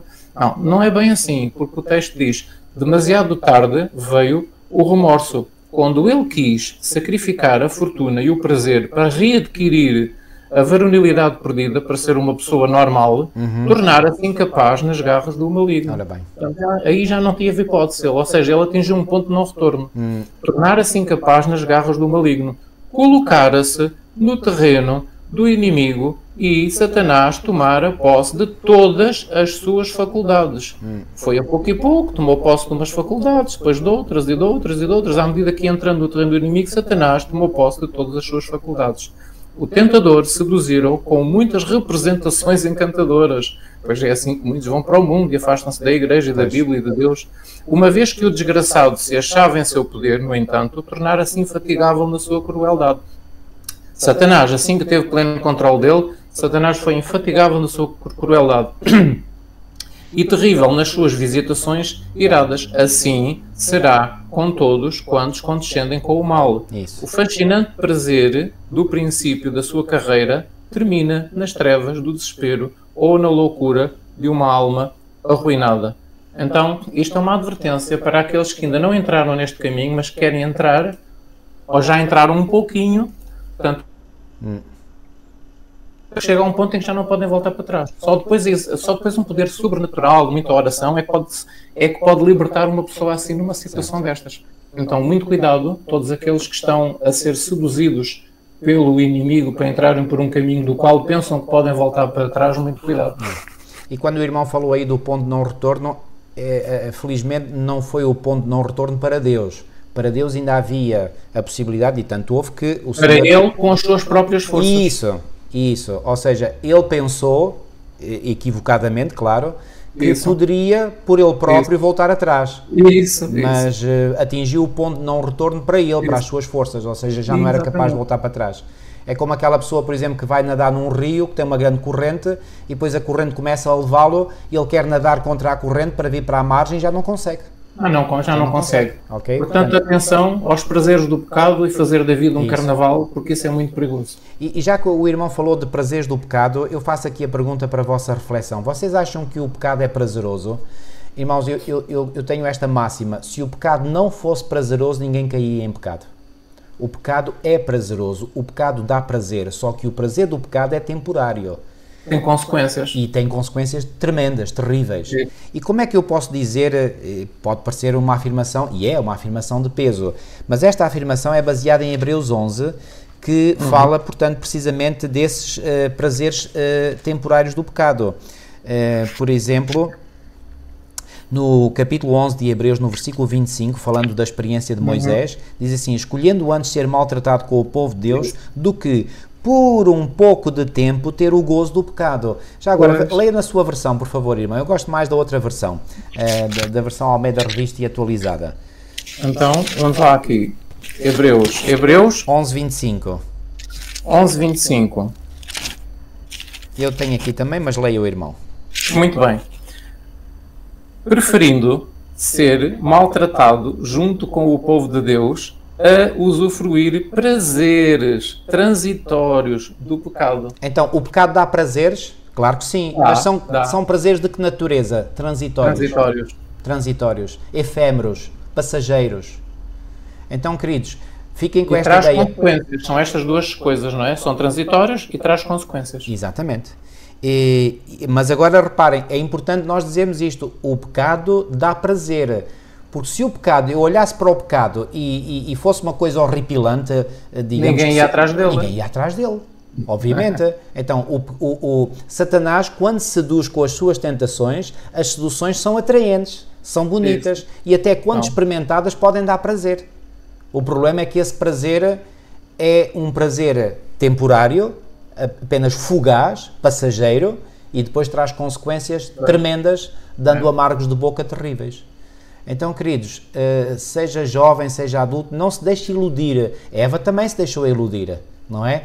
Reparem, a sugestão que o inimigo fez a Eva foi uma sugestão agradável. Por isso é que diz lá que o fruto que lhe pareceu agradável à vista. Foi a percepção de Eva que fez ver naquele fruto algo muito agradável. E era também um fruto que foi agradável à vista, porquê? Porque estava associado a isso a ideia de que ela podia ser como Deus. Estão a ver? É sedutora. Podemos ser como Deus, temos o mesmo poder de Deus, temos a mesma omnisciência de Deus. Maravilha! Eva ter-se-á sentido certamente toda lisonjeada, toda inchada no seu ego.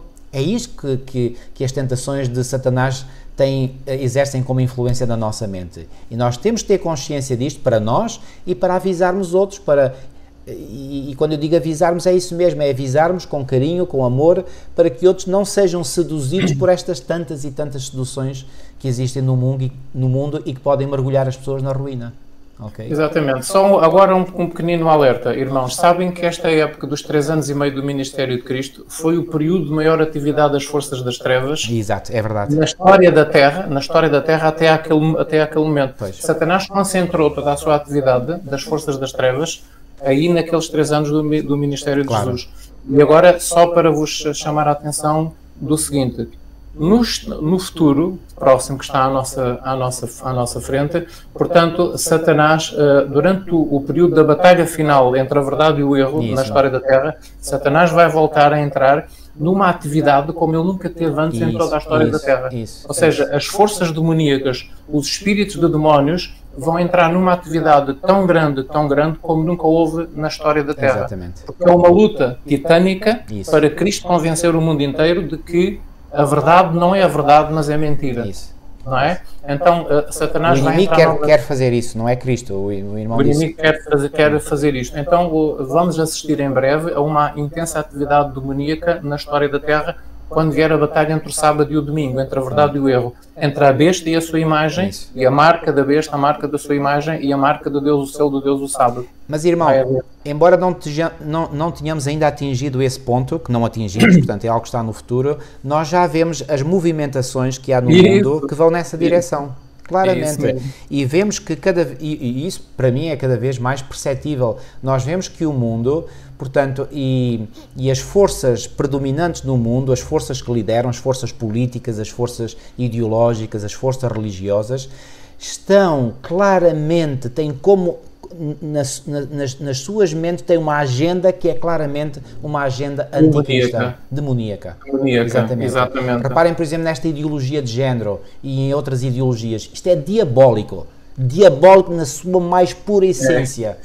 É Satanás a lutar contra os princípios de Deus, contra os princípios morais, levando as pessoas a querer aceitar que aquilo que é anormal e pecaminoso seja visto como normal e lícito. E depois levando as pessoas a crer que aquilo que é lícito e normal é que é estranho, que é anormal. Portanto, Satanás inverte tudo. E vai haver também manifestações sobrenaturais, ou seja, mesmo manifestações de demónios do mundo espiritual, compreendem? Portanto, vai haver esse tipo de atividades e depois essas atividades, esses espíritos, esses demónios vão dizer que é o domingo, etc. Não é? Vão só pôr a verdade sobre a mensagem do terceiro anjo, do segundo anjo, do primeiro anjo, verdade sobre o sábado. Então não esqueçam que isto vai acontecer no futuro, temos que estar preparados para isso. Exatamente. E eu gostaria de ler aqui o texto de Isaías 5:20, quando é feita uma advertência, foi feita pelo profeta Isaías naquele tempo ao povo de Deus e é feita a nós hoje, obviamente, porque os conselhos de Deus são atemporais, ou seja, são sempre os mesmos em todo o tempo. Ai dos que ao mal chamam bem, Isaías 5:20. Ai dos que ao mal chamam bem e ao bem mal, que fazem da escuridade luz e da luz escuridade, e fazem do amargo doce e do doce amargo, ou seja, aqueles que invertem os valores. Isso. Portanto, há desses que fazem isso. E, portanto, quando eu vejo hoje pessoas de forma ousada, de forma, eu diria, desavergonhada, quererem defender coisas que vão claramente contra princípios morais eternos de Deus, isso me faz arrepiar. E, irmãos, nós devemos ter também, eu diria, nós deveríamos ter a mesma ousadia, a mesma coragem que essas pessoas têm, mas para defender os princípios de Deus. E para lutar contra o erro, e para desmascarar o erro, para desmascarar a falsidade, para desmascarar a injustiça. E esse é o nosso trabalho. E não devemos sentir-nos mal, ou pedirmos desculpa, ou sentirmos que temos que pedir desculpa a alguém por sermos ousados na defesa da verdade e na defesa do bem e na defesa da justiça. Não, eu não tenho que pedir desculpa a ninguém quando eu estou do lado de Deus para defender a verdade e a justiça. Ponto final. Ok? Vamos passar para terça-feira. Terça-feira. Vamos continuar com a nossa análise do capítulo 1 de Marcos e agora vamos aos versículos 29 a 34. Ok? Marcos 1, 29 a 34. Posso ler agora esta parte? Então diz assim: E logo, saindo da sinagoga, portanto, a sinagoga onde Jesus pregou, onde ele curou aquele endemoniado, foram à casa de Simão e de André com Tiago e João. E a sogra de Simão estava deitada com febre, e logo lhe falaram dela. Então, chegando-se a ela, tomou-a pela mão e levantou-a, e a febre deixou, e serviu-os. E tendo chegado a tarde, quando já se estava pondo o sol, trouxeram todos os que se achavam enfermos e os endemoniados. E agora o que diz aqui o versículo 33. E toda a cidade se ajuntou à porta de quem? À porta da casa de Simão e de André, referida no versículo 29. Versículo 34. E curou muitos que se achavam enfermos de diversas enfermidades e expulsou muitos demónios, porque não deixava falar os demónios, porque o conheciam. De onde é que os demónios o conheciam? Então conheciam do céu. Então eles viveram todos juntos. Então, Jesus era o comandante geral, o comandante máximo da hoste celestial do céu antes da rebelião de Satanás. Exatamente. Ele conheceu-os a todos. Quando nós dizemos que Lúcifer era o chefe dos anjos, mas era numa posição hierárquica inferior a Cristo. Pois, isso. Inferior a Cristo. Ok, então vamos lá analisar aqui alguns detalhes. Ora bem, quando eles chegam então à casa de Simão e de André, encontram a sogra de Simão, portanto, com febre, estava doente. E logo lhe falaram dela, ou seja, chamaram a atenção de Jesus. Olha, Jesus, a sogra de Pedro está doente. Então Jesus compadeceu-se desta senhora, foi, tocou-a e curou-a. Já agora um detalhe, não tem nada a ver com a lição, mas um detalhe. Se Simão tinha, portanto, uma sogra, o que é que isso quer dizer? Que era casado. Já agora, aproveito para dizer, na teologia católica ou romana, Pedro foi o primeiro Papa. Então, se o primeiro Papa era casado, por que é que os outros não vão ser? Estão a ver estes absurdos que a teologia católica romana tem e que são completamente desmascarados à luz da palavra de Deus. Oh, irmãos, são coisas tão simples, mas que são suficientes para minar completamente construções teológicas, que aquilo não serve para nada, porque são preceitos de homens, são doutrinas de homens, não é? Portanto, Deus nunca... enfim, não vou entrar por aí, mas foi só, aproveito aqui este detalhe, uma vez que estamos a falar da sogra de Simão, mas vamos continuar. Então diz que, portanto, a febre a deixou e serviu-os. Outra nota aqui muito importante que o próprio autor da lição enfatiza é que quando alguém é curado por Jesus, quando alguém é liberto do poder de Satanás, aquilo que move imediatamente essa pessoa é o quê? É essa pessoa estar ao serviço de Jesus. E foi o que esta sogra de Pedro fez. Então, isto mostra, portanto, que, como diz aqui na lição, que poderoso exemplo do princípio segundo o qual aqueles que foram salvos, curados por Jesus, ministrarão aos outros em resultado disso. Foi o que esta senhora fez. Ela ficou tão grata que ela imediatamente sentiu no seu coração o desejo de quê? De estar ao serviço dos outros. E começou a servir todos aqueles. Quem eram todos aqueles? Pois bem, era Simão, era André, era Tiago, era João, era Jesus. Será que outros acompanharam? Não sabemos. Agora, o que sabemos é o seguinte. Já depois de eles terem passado ali a tarde na casa de Simão... Já agora um pormenor também interessante que acresce, portanto, àquilo que eu acabei de dizer há pouco. O versículo 33 diz: toda a cidade estava reunida à porta, e depois o 34 diz que ele expeliu muitos demónios. Isso. Lembram-se de eu ter dito que aquele foi o período de maior atividade demoníaca na história da Terra até aquele momento? Eram muitos demónios que controlavam muitos da multidão de toda a cidade. Isso. Estava ali à porta da casa de Pedro. Eram muitos demónios, controlavam aquela gente. E então eles precisavam mesmo... E atenção, e essa cidade, que cidade era? Era uma cidade que fazia parte do antigo povo de Israel, não é que tinha feito... Portanto, já não era... Portanto, isto era no território do antigo Reino do Norte, não é? De Israel. Foi levado cativo pela Assíria no ano 722 a.C., mas ali tinha habitado no passado o povo de Deus, não é? Então, reparem, uma zona que tinha sido digamos, um reduto das forças do bem, estava agora controlado por muitos demónios. Controlada pelas forças do mal, exatamente. Olha, isto faz-me lembrar, aqui há uns anos encontrei um pastor nosso, um pastor da Igreja Adventista da Alemanha, mas ele é oriundo da antiga Alemanha de Leste, do país que era conhecido na altura como República Democrática da Alemanha. Bom, democrática só de nome, mas enfim. E então ele diz que na zona de Wittenberg, e o que é que vos faz lembrar imediatamente Wittenberg? Não sei se estão a recordar-se. Wittenberg foi o local... As 95 teses de Lutero foram pregadas na porta da igreja do castelo de Wittenberg. Exatamente. Portanto, Wittenberg foi o local, a vila, na altura, uma vila pequena, onde Martinho Lutero, digamos, deu o pontapé de saída, sem ele saber, não é, que estava a ser usado por Deus, onde se deu o pontapé de saída para a Reforma Protestante. E então, esse pastor me revelou que durante o tempo de domínio do comunismo nessa parte da Alemanha, conhecida como República Democrática da Alemanha, pois bem, toda a traça de protestantismo procurou ser eliminada. E essa parte da Alemanha é hoje uma das partes mais ateias e agnósticas da Alemanha. Um país de tradição protestante, um país que foi, no passado, digamos, um grande reduto da fé bíblica, da fé reformada, veio posteriormente a tornar-se, portanto, morada de demónios, como é hoje. Então, aqui foi o que aconteceu também aqui em Cafarnaum, porque, reparem, foi depois de sair da sinagoga que foram à casa de Simão e de André. Aqui não dá a entender que fizeram uma grande viagem, pelo que podemos supor que a casa de Simão e de André ficava na própria vila ou aldeia. Cafarnaum. Era em Cafarnaum, exatamente, é na mesma vila, na mesma... ou aldeia, ok, como queiram chamar, ok?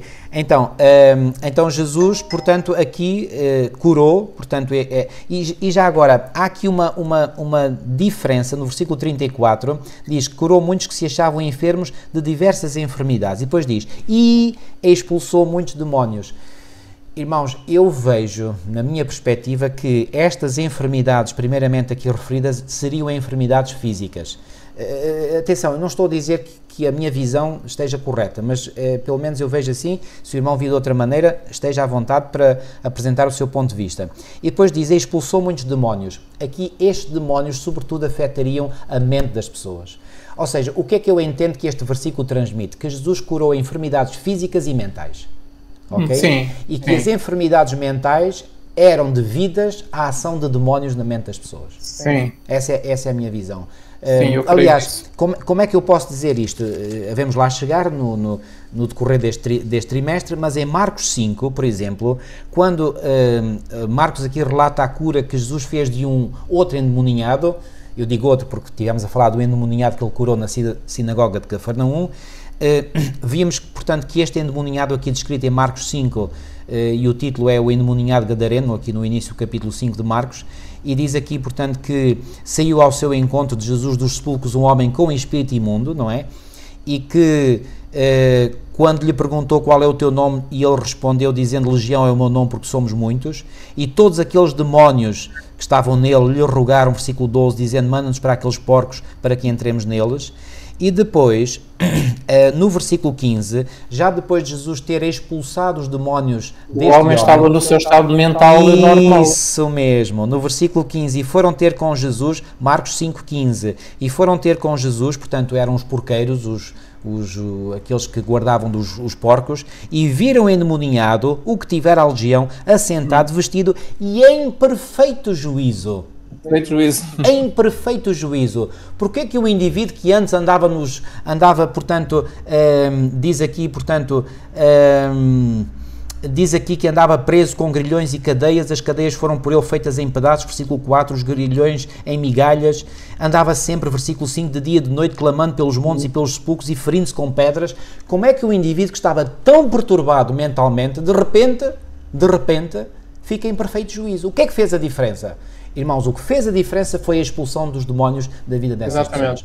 Irmãos, não fiquem com a menor sombra de dúvidas.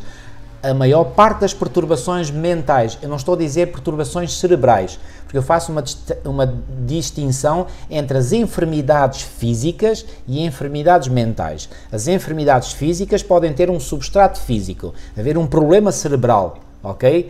É o caso, por exemplo, da epilepsia. Há um problema físico no cérebro mesmo. Não. E essas são as enfermidades, digamos, neurológicas.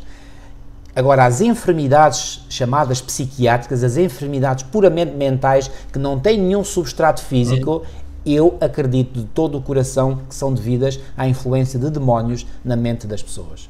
E apenas e só o poder de Cristo é capaz de libertar estas pessoas. Não há outra forma. Não há outra forma. Isto para mim é claro como água cristalina.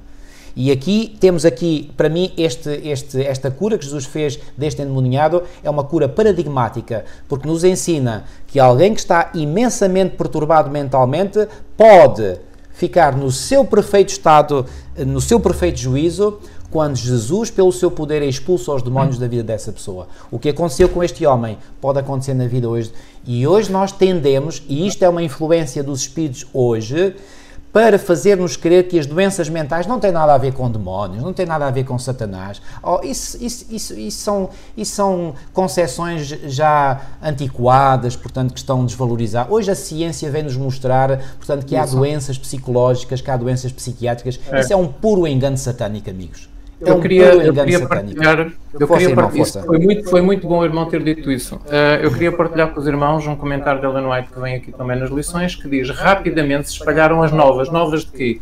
Da cura da sogra esquerda. Eu estava para enfatizar isso também. E as novas também da expulsão do demónio daquele homem da sinagoga. Ou seja, aquilo passou, naquela tarde de sábado, essas notícias espalharam-se por todo lado.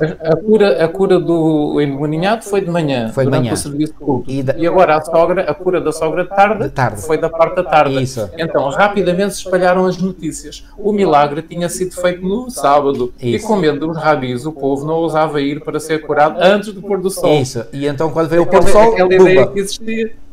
Lembra-se quando Jesus disse é lícito fazer bem no sábado, mas para os rabis não, os rabis não se podia fazer nada, só se podia tirar a ovelha da cova porque implicava um gasto financeiro. A ovelha não podia ficar na cova, então no sábado tiravam a ovelha para não perderem dinheiro. Isso. Mas não faziam curas no sábado, não é? E Jesus disse é lícito fazer bem no sábado. Mas pronto, continuando o texto. Com medo dos rabis, o povo não ousava ir para ser curado antes do pôr do sol. Logo que aconteceu o pôr do sol, das casas, das lojas, dos mercados, os habitantes da cidade dirigiram-se para a humilde casa que abrigava Jesus. Os doentes eram levados em liteiras, vinham apoiados em bordões ou amparados por amigos, cambaleavam debilmente até à presença de Jesus.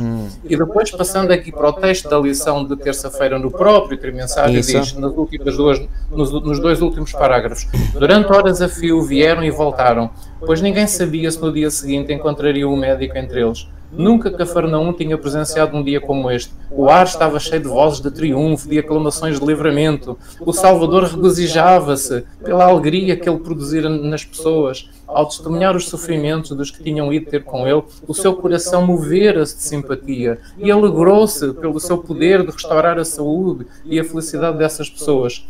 Enquanto o último doente não foi curado, Jesus não parou de trabalhar. Já ia alta à noite, quando a multidão partiu e o silêncio baixou sobre o lar de Simão.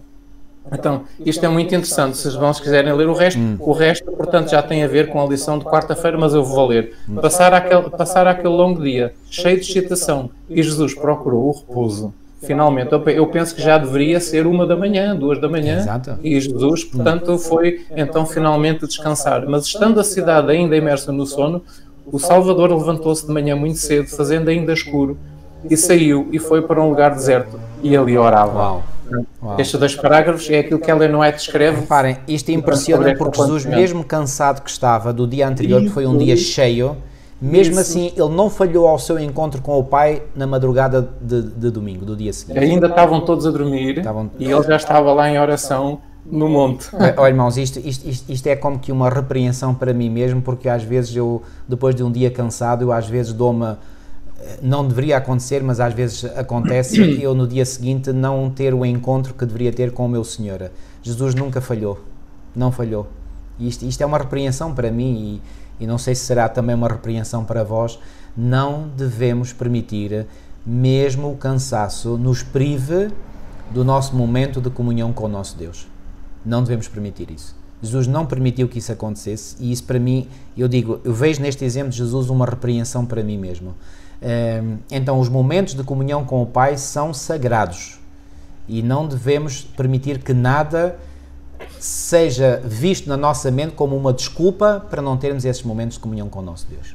Um parágrafo pequenino que aparece no Desejo de Todas as Nações, no capítulo 26, diz assim: era deste modo que se passavam os dias na vida terrestre de Jesus. Muitas vezes despedia os discípulos para irem para casa, para voltarem para casa e repousarem, mas resistia-lhes brandamente aos esforços que eles faziam para o afastar dos seus trabalhos. O dia todo ele labutava, ensinando o ignorante, curando o enfermo, dando vista ao cego, alimentando a multidão, na vigília da noite ou da manhã cedo, ele saía para o santuário das montanhas em busca de comunhão com o Pai. Passava por vezes a noite inteira a orar e a meditar, voltando ao raiar do dia ao seu trabalho entre o povo. Assim se passavam os dias na vida terrestre de Jesus Cristo, diz Ellen White, capítulo 26. Ou seja, foi um tempo vivido intensamente e, digamos, foi um ministério full-time, podemos dizer, tempo inteiro.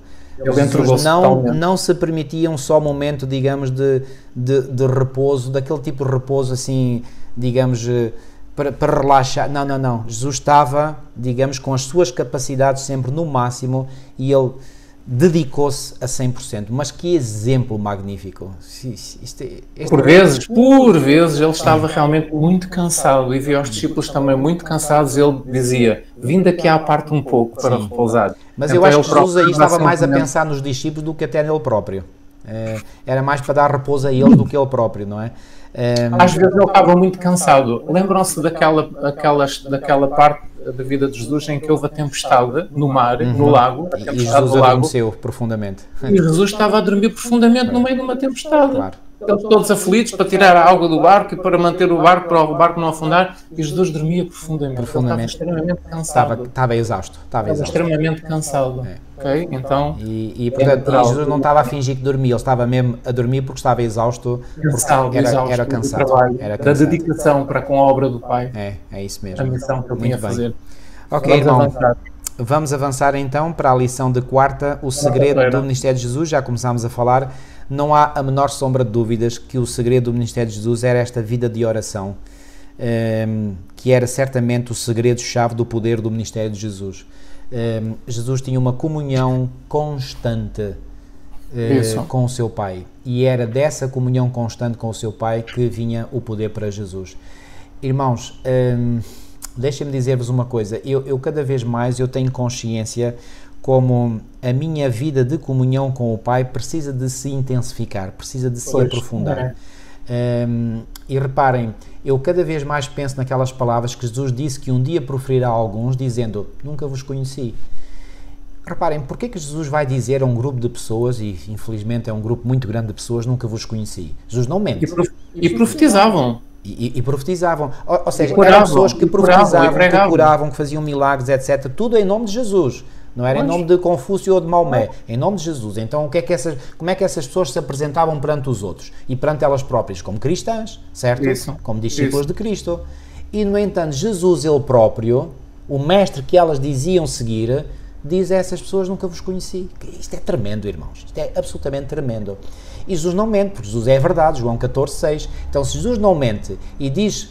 ou vai um dia dizer a certas pessoas nunca vos conheci, é porque de facto não conhece essas pessoas. Porquê? Porque essas pessoas não conheceram a Jesus. Não quiseram ter relacionamento com Ele. O segredo da vida cristã, o segredo do nosso sucesso é termos uma comunhão com o Senhor. E era isso que Jesus tinha com o Pai. Então, é impossível nós hoje dizermos que somos cristãos se não temos uma vida de comunhão com o Senhor. E uma vida de comunhão íntima, constante, regular. Não há forma de dar volta a isto. Muito bem. Se eu não tenho essa vida de comunhão regular com o Senhor, eu não sou seu discípulo. Ponto final, parágrafo. Ok? Então, qual é o segredo do ministério de Jesus? Qual é o segredo do meu ministério? Qual é o segredo do ministério do irmão José Eloy? Qual é o segredo do ministério de qualquer um de vós? Irmãos, é uma vida de comunhão real, constante com o Senhor. Sim. Não há volta a dar. Há aqui um ponto importante aqui nestes versículos. Os versículos da lição de quarta-feira, portanto, diziam, tendo-se levantado à alta madrugada, saiu, foi para um lugar deserto e ali orava. Procurava diligentemente Simão e os com ele estavam. Tendo-o encontrado, lhe disseram, todos te buscam. Jesus, porém, lhes disse, vamos a outros lugares, às povoações vizinhas, a fim de que eu pregue também ali, pois para isso é que eu vim. Então foi por toda a Galileia, pregando nas sinagogas deles e expelindo os demónios. Isso. Novamente, já havia muitos demónios ali naquele tempo. Então temos aqui duas coisas interessantes. Aquilo que o irmão já salientou, a vida de oração de Jesus, e já agora, portanto, realmente há aqui um comentário de Ellen White, quando Ellen White faz um apelo a nós como adventistas e diz assim, olhem para o Filho de Deus, curvado em adoração ao seu Pai, apesar de ser o Filho de Deus, fortalecia a sua fé através da oração e pela comunhão com o céu, trazia sobre si mesmo força para resistir ao mal e servir os homens. Como o irmão mais velho da nossa raça, ele conhece as necessidades dos que, cercados de enfermidades e vivendo num mundo de pecado e tentação, desejam contudo servi-lo. Ele sabe que os mensageiros que acha por bem enviar são homens fracos e falíveis. Os mensageiros são aqui os obreiros, os ministros, aqueles que se dedicam inteiramente à causa de Deus. Mas a todos os que se dedicam inteiramente ao seu serviço, ele promete auxílio divino para o irmão. O seu próprio exemplo é uma garantia de que a diligente e perseverante súplica a Deus em fé será eficaz em trazer aos homens o auxílio do Espírito Santo na batalha contra o pecado. Todo aquele que segue o exemplo de Cristo estará apto a receber e empregar o poder que Deus prometeu à sua Igreja para o amadurecimento da seara da terra. Manhã após manhã, quando os arautos do Evangelho se ajoelham perante o Senhor, renovando os seus votos de consagração, Deus conceder-lhes a presença do seu Espírito. Portanto, isto é um texto dedicado aos pastores, aos missionários, aos obreiros, portanto, mas também, claro, o Senhor Jesus também deseja fazer o mesmo por todos, não é? Mas isto é muito importante. Agora, aqui há um ponto importante. Neste versículo, o Senhor diz, Pedro foi ter com ele, que estava em oração, levantou-se muito cedo para orar, Pedro encontrou e disse, todos te buscam, anda, as pessoas estão à tua espera para tu continuares as tuas curas. Mas Jesus diz, vamos a outros lugares, diz no verso 38, vamos a outros lugares, às povoações vizinhas, a fim de que eu pregue ali, porque para isso é que eu vim. Ou seja, há aqui um ponto importante aqui, que nós podemos ver, e o que é? Jesus não queria ser conhecido apenas como operador de milagres. O que Jesus tinha vindo fazer era pregar o Evangelho, ou seja, como é que as pessoas se podem salvar do poder do pecado na sua vida? Como é que as pessoas podem obedecer perfeitamente à lei de Deus? Como é que podem recuperar o caráter de Deus? Não é? Era essa a mensagem de Cristo, o reino da graça que faz isso tudo. E Jesus não queria ser conhecido apenas como milagreiro, apenas como operador de milagres. Jesus queria pregar o Evangelho. Então, Jesus queria ir a outros lugares porque era esse o objetivo dele. E até há aqui... Ou seja, ele não quis apenas cingir-se a um terreno geográfico, a uma localidade. Ele queria espalhar a sua influência sobre vários sítios. E isso é uma lição para nós também. Muitas vezes concentramos os nossos esforços apenas onde há lugares já de culto erigidos, não é? Mas nós devíamos penetrar aqueles locais que não têm presença do povo de Deus. E eu vou-vos dizer, irmãos, eu quando às vezes viajo, e vou falar aqui pelo meu país, e passo em aldeias e aldeias que não têm presença adventista, eu pesa-me o coração. Eu creio que nós como povo estamos tão aquém, mas tão aquém daquilo que nós deveríamos fazer, da missão que o Senhor nos deu. Nós deveríamos estar a tentar cobrir todas as aldeias, povoados, vilas, cidades do nosso país e não permitir que uma única casa deixasse de ser, de irmos... E estamos tão aquém, mas tão aquém desse ideal. E eu creio que como povo nós nos deveríamos organizar, aqueles que têm vontade, aqueles que têm desejo, não é? Poderem se organizar entre si e fazerem planos e não estarem necessariamente à espera que líderes lhes deem ideias, dicas, mas eles, em comunhão direta com Deus, como vimos no início desta nossa recapitulação da lição, deixarem-se guiar por Deus e sentirem para onde é que Deus os deve conduzir para fazerem um trabalho. Eu admiro muito, por exemplo, casais que eu sei que resolveram mudar de residência para irem para um local, para lá poderem ser missionários nesse novo local de residência. Isso é extraordinário, enfim, que Deus nos ajude nesse sentido, porque há muito trabalho por fazer. E muitas vezes nós pensamos só no trabalho que Deus ainda tem que completar em nós, mas nós não pensamos no trabalho que nós temos que completar na seara, que é grande. Exatamente. E eu acredito que há uma correlação, irmãos, e deixem-me dizer-vos isto de forma muito clara. Eu acredito que há uma correlação entre o aperfeiçoamento do nosso caráter e o cumprimento da missão de Deus. Ou seja, não podemos dissociar uma coisa da outra. Eu não vou pretender que o meu caráter atinja a maturidade do caráter de Cristo se eu não me imiscuir diretamente na missão. Eu tenho que estar envolvido, mergulhado na missão. Eu não posso pensar assim, ok, eu vou-me santificar completamente e quando estiver plenamente santificado, então aí é que eu vou me dedicar à missão. Não, isso é um falso conceito. É na medida em que eu me envolvo na missão que isso contribui para o amadurecimento do meu caráter. E por sua vez, o amadurecimento do meu caráter vai me tornar um obreiro cada vez mais exímio no cumprimento da missão. Estão a ver? Uma coisa alimenta a outra e vice-versa. Isso. Muito bem. E há aqui um comentário de Ellen White, na lição desta semana, na página 17, que diz assim: é necessário que eu anuncie a outras cidades o Evangelho do Reino de Deus. Foram as palavras de Cristo, não é? Em resposta. Porque para isso eu fui enviado. Agora Ellen White diz assim: na excitação que então dominava em Cafarnaum, devido aos milagres, havia perigo de que se perdesse de vista o objetivo da missão de Cristo. Jesus não ficava satisfeito por apenas chamar a atenção para si mesmo como operador de maravilhas ou médico de enfermidades físicas. Jesus procurava atrair os homens a si como Salvador. Salvador é salvar do pecado.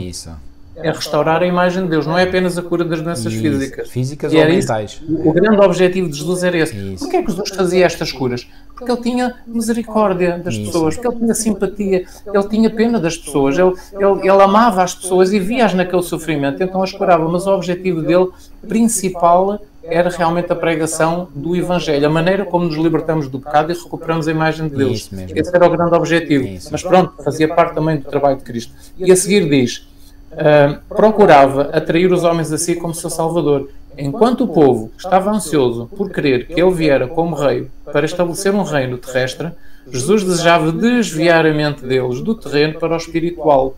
O mero êxito mundano estorvaria a sua obra. Ele não queria este só como operador de maravilhas e de milagres. Não é? Ele queria dirigir a mente para o Pai, para Deus, para o reino celestial, para o mundo invisível, que estava disposto a recuperar no homem a imagem de Deus. Este era o grande objetivo. Era o plano da redenção, é o Evangelho, não é? E aqui eu vou falar como profissional de saúde também sou, porque trabalhei como enfermeiro há alguns anos, e deixem-me dizer-vos que em determinado momento eu comecei a sentir este peso no meu coração, e o peso é o seguinte: quando nós ajudamos fisicamente alguém, não deveríamos ficar satisfeitos em ficar só por aí.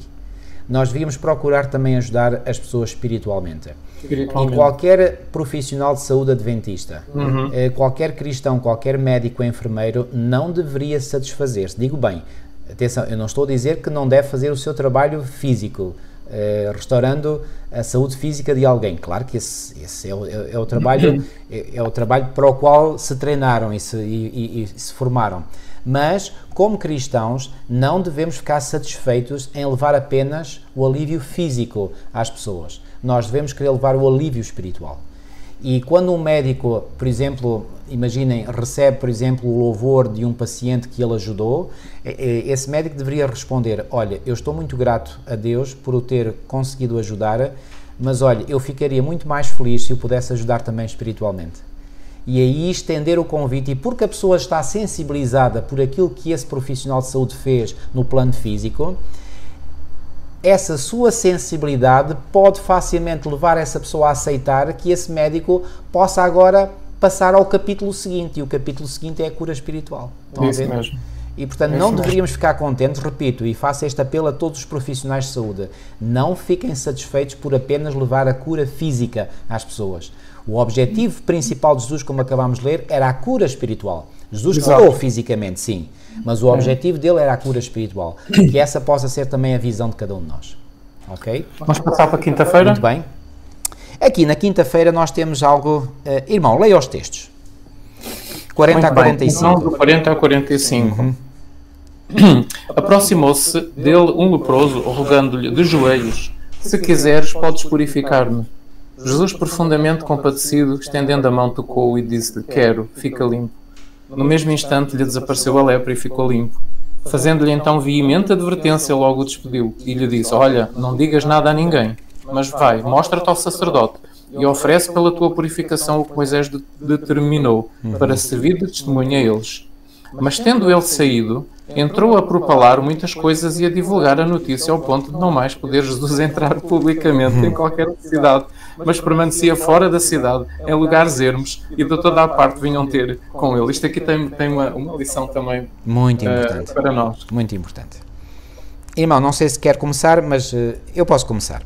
Então, vamos ver. Reparem, no Evangelho de Marcos, aliás, na lição já, nós eu não enfatizei isso, mas na lição de segunda, o autor aqui da lição fala dos académicos que chamam a isto, portanto, a este pedido de Jesus para que se faça silêncio sobre a sua identidade, chamam a isto o segredo messiânico. Ok, então, Jesus quis, digamos, passar despercebido entre as pessoas. E a propósito disto, eu quero ler aqui alguns textos, todos eles no Evangelho de Marcos. Aliás, há um no Evangelho de Mateus. Então reparem, em Marcos, portanto, 1,44, volto a ler um dos textos que o irmão acabou de ler, e lhe disse: olha, não digas nada a ninguém. Não digas nada a ninguém, mas vai e mostra-te ao sacerdote. Depois, no capítulo 3 e nos versículos 11 e 12 de Marcos também, diz assim: Também os espíritos imundos, quando o viam, prostravam-se diante dele e exclamavam: Tu és o Filho de Deus. Mas Jesus lhes advertia, e advertia como? Severamente, que o não expusessem à publicidade. Ok? Depois, mais à frente, no capítulo 5 de Marcos, versículo 43, 5:43, lemos o seguinte: Mas Jesus ordenou-lhes expressamente que ninguém o soubesse e mandou que dessem de comer à menina. Que ninguém o soubesse o quê? Daquilo que Jesus fez, portanto, ressuscitando a filha de Jairo. Ok? Depois, mais à frente, no capítulo 7, versículo 24, 7:24, sempre no Evangelho de Marcos, 7:24, lemos o seguinte: Levantando-se, partiu dali para as terras de Tiro e Sidom, tendo entrado numa casa, queria que ninguém o soubesse. No entanto, não pôde ocultar-se. Não pôde ocultar-se, mas ele queria que ninguém o soubesse. No versículo 36 deste mesmo capítulo 7 diz: Mas lhes ordenou que a ninguém o dissessem, depois de ter curado um surdo e gago.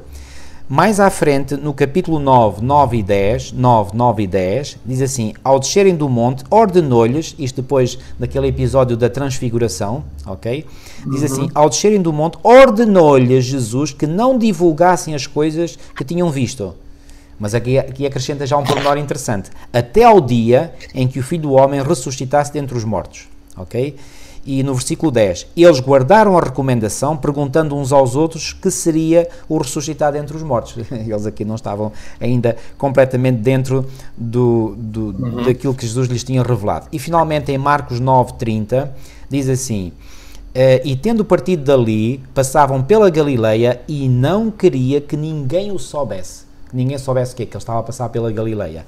E o outro texto que está no Evangelho de Mateus, é em Mateus 16, ok, Mateus 16, e depois de Jesus ter dialogado com Pedro, versículo 16, portanto Mateus 16, 16, respondendo Simão Pedro disse: Tu és o Cristo, o Filho de Deus vivo. Então Jesus lhe afirmou: Bem-aventurado és Simão Bar-Jonas, porque não foi carne e sangue que te revelaram, mas meu Pai que está nos céus. E depois mais à frente, no versículo 20 diz: Então advertiu os discípulos de que a ninguém dissessem ser ele o Cristo. Irmão, não parece minimamente estranho Jesus querer que não soubessem dele, do que ele fazia? Explique lá.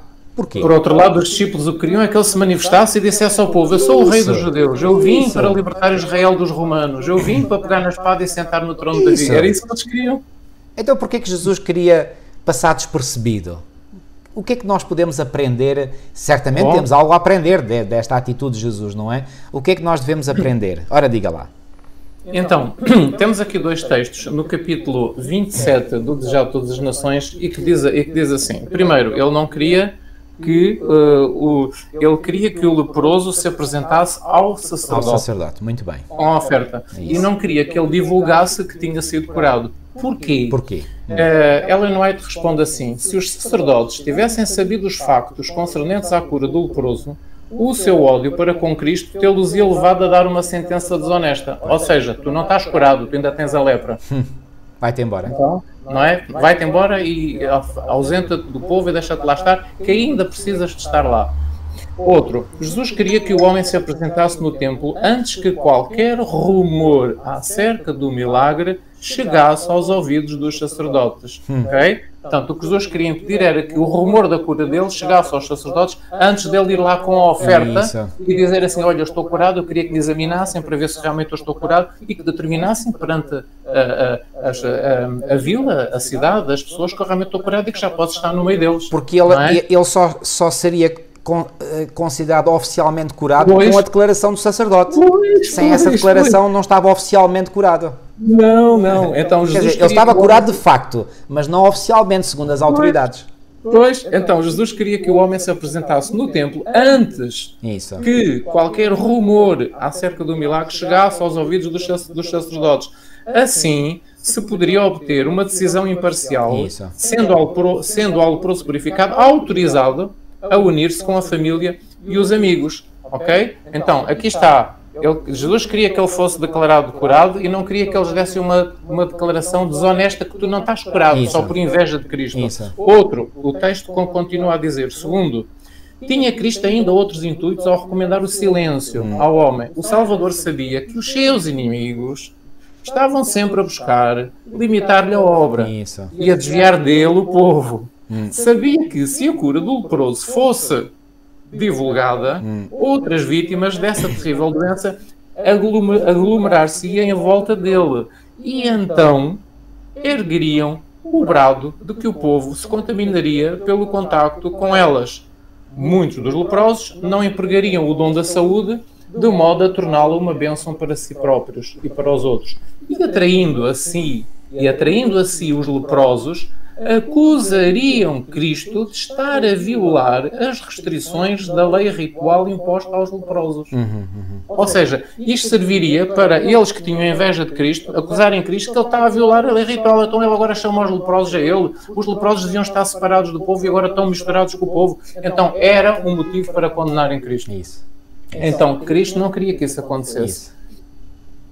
E assim seria prejudicada a obra de Cristo quanto à pregação do Evangelho. Então a obra dele de pregar o Evangelho que seria prejudicada. Este era o grande objetivo.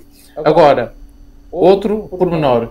O leproso. Imaginando o leproso, que era apenas a modéstia de Jesus, que editar essa restrição, não digas nada a ninguém, saiu proclamando o poder desse grande restaurador. Ele curou. E qual foi o resultado? Qual foi o resultado? Não compreendia que toda a manifestação dessa espécie tornava, e aqui está o problema que Jesus queria evitar, toda a manifestação desta espécie tornava os sacerdotes e anciãos mais decididos a eliminar Cristo. Então, esse é o ato do leproso de divulgar o caso, deu como resultado prejuízo para a obra de Cristo. Mas resultou mesmo em prejuízo. Mas esse prejuízo, irmão, deixe-me só aqui fazer a pausa, vem mencionado no versículo 45. Isso, no versículo, vem mencionado aqui no versículo. Exatamente. Leia outra vez o versículo 45. No verso 38. Não, Marcos 1, 45. No 45 vem aqui divulgado. Diz assim: então, mas tendo ele saído, entrou a divulgar muitas coisas, a divulgar a notícia, ao ponto de não mais poder Jesus entrar publicamente em qualquer cidade. Cá está. O ministério de Jesus ficou fora, em lugares ermos, e as pessoas iam ter com ele lá. Ou seja, a obra de Jesus dentro das cidades ficou embargada. Ficou embargada, é isso mesmo. Foi embargado. Por causa da desobediência, do leproso curado à ordem que Jesus lhe tinha dado. Ele não compreendia. É a modéstia dele que diz para não dizer nada. E ele não compreendia, ele não obedeceu. Quando Jesus dá uma ordem é para ser obedecido. É para ser obedecido. E diz assim: esse seu ato, porém, de divulgar o caso, deu em resultado prejuízo para a obra do Salvador. Ora bem. Fez com que o povo se aglomerasse em torno dele de tal maneira que foi forçado a interromper por algum tempo os seus trabalhos dentro da cidade. Já viu. Portanto, estão a ver uma coisa simples, não acatada, o resultado que Jesus teve que interromper, está aqui, foi forçado a interromper por algum tempo o seu trabalho. Porquê? Porque os sacerdotes diriam que ele, acusá-lo-iam de estar a violar as restrições da lei ritual quanto aos leprosos, a pôr os leprosos misturados com o povo, que os leprosos vinham depois ter com ele. Então Jesus queria fazer as curas de um modo mais como é que se diz? Mais discreto. Discreto, exatamente. Sabe, irmão, talvez nós possamos resumir tudo isto, ou seja, estes conceitos que eu acabei de ler aqui no Evangelho de Marcos, resumir da seguinte maneira: Jesus, ao dar estas recomendações para que não divulgassem o que ele tinha feito, por onde ele estava a passar, etc., era com receio de que essa divulgação excessiva, essa publicidade excessiva, excitasse os preconceitos do povo e particularmente dos líderes religiosos contra ele e o seu ministério. E tornaria os líderes mais decididos a matar Cristo. Exatamente. Ou seja, os preconceitos ficavam excitados e assim, portanto, a obra dele ficava limitada como ficou. Isso, como ficou. Portanto, conforme diz o versículo. Agora, há aqui um pormenor também interessante. Porquê é que ele diz para se apresentar ao sacerdote com a oferta? O que é que Jesus queria fazer com isto? Portanto, aliás, o versículo diz... Mostra, o 44, mostra-te ao sacerdote e oferece pela tua purificação o que Moisés determinou para servir de testemunho a eles. Para servir de testemunho aos sacerdotes. Testemunho de quê? De que Cristo era o Messias. Ora bem. De que Cristo era o Messias. O Messias que eles esperavam há tanto tempo, o ungido, o Cristo, estava ali, no meio deles. É que se eles dessem emitissem, portanto, digamos...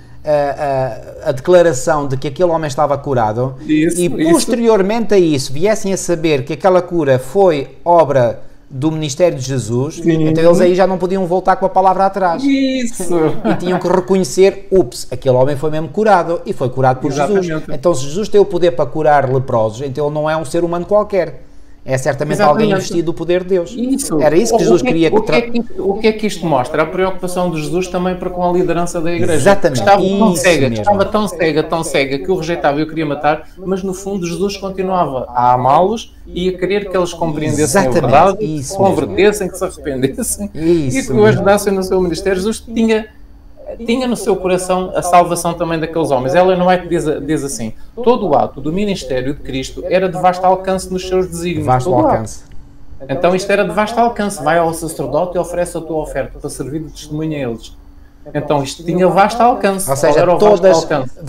Vou usar aqui um termo que, enfim, não é no sentido de pejorativo, mas todas as jogadas que fazia Jesus eram todas minuciosamente calculadas a ter um grande fruto. Exatamente. E então ela não diz assim: envolvia mais do que o ato em si mesmo parecia encerrar. Foi o que se deu no caso do leproso. Ao passo que Jesus ministrava a todos quantos iam ter com ele, ele anelava beneficiar aqueles que não iam ter com ele. Quem é que não ia ter com ele? Estes sacerdotes. Isso. Ao mesmo tempo que atraía os gentios e os samaritanos, ele desejava chegar aos sacerdotes e aos mestres excluídos, eles próprios se excluíam pelos preconceitos e tradições. Não deixava de tentar meio algum pelo qual pudessem ser alcançados. O que é que Jesus queria? Alcançar os sacerdotes com a verdade que ele era o Messias e que lhe dessem atenção, ouvissem as suas pregações. Ao enviar o leproso aos sacerdotes, proporcionou aos sacerdotes o testemunho calculado a desarmar-lhes os preconceitos. Pronto, aqui está. O que é que Jesus Cristo queria? Deixem os vossos preconceitos, abram os vossos olhos e vejam: eu sou o Cristo enviado por meu Pai. Ajudem-me, ponham-se ao meu lado neste ministério, no Evangelho. E ao fazer isso, reparem, o que é um preconceito é uma falsa concepção, é um falso conceito, preconceito, ou seja, um conceito que já está pré-estabelecido. Então reparem, de onde é que vinham esses preconceitos? Do próprio inimigo, que é o mestre da mentira, o pai da mentira, não é? Então, o que é que isso mostra? Que Jesus queria efetivamente libertar as pessoas do cativeiro de Satanás, incluindo os sacerdotes, incluindo a liderança da igreja. Incluindo a liderança da igreja, fantástico, não é? Fantástico. E até certo ponto ele conseguiu, porque depois do dia de Pentecostes, exatamente, muitos sacerdotes aceitaram a fé. Atos e entraram para a igreja cristã. Atos 6.5, eu gosto muito desse texto. E muitíssimos sacerdotes obedeciam à fé. Atos 6.5, e vou ler aqui na versão Almeida Revista Atualizada. Atos 6.7, perdão. Eles disseram assim: não, nós não podemos continuar mais a ficar assim não podemos continuar mais a resistir ao Espírito Santo. Exatamente. Então eles entregaram-se e, portanto, fizeram parte da igreja cristã. Exatamente. Atos 6.7, crescia a palavra de Deus e em Jerusalém se multiplicava o número dos discípulos, também muitíssimos sacerdotes obedeciam à fé. Muitíssimo. Fantástico. E é isso que Jesus queria quando enviou o leproso, mostra-te ao sacerdote. Ou seja, o objetivo de Jesus também foi atingido para com os sacerdotes. Também foi atingido. Ok, irmãos, já chegamos mesmo ao nosso período máximo.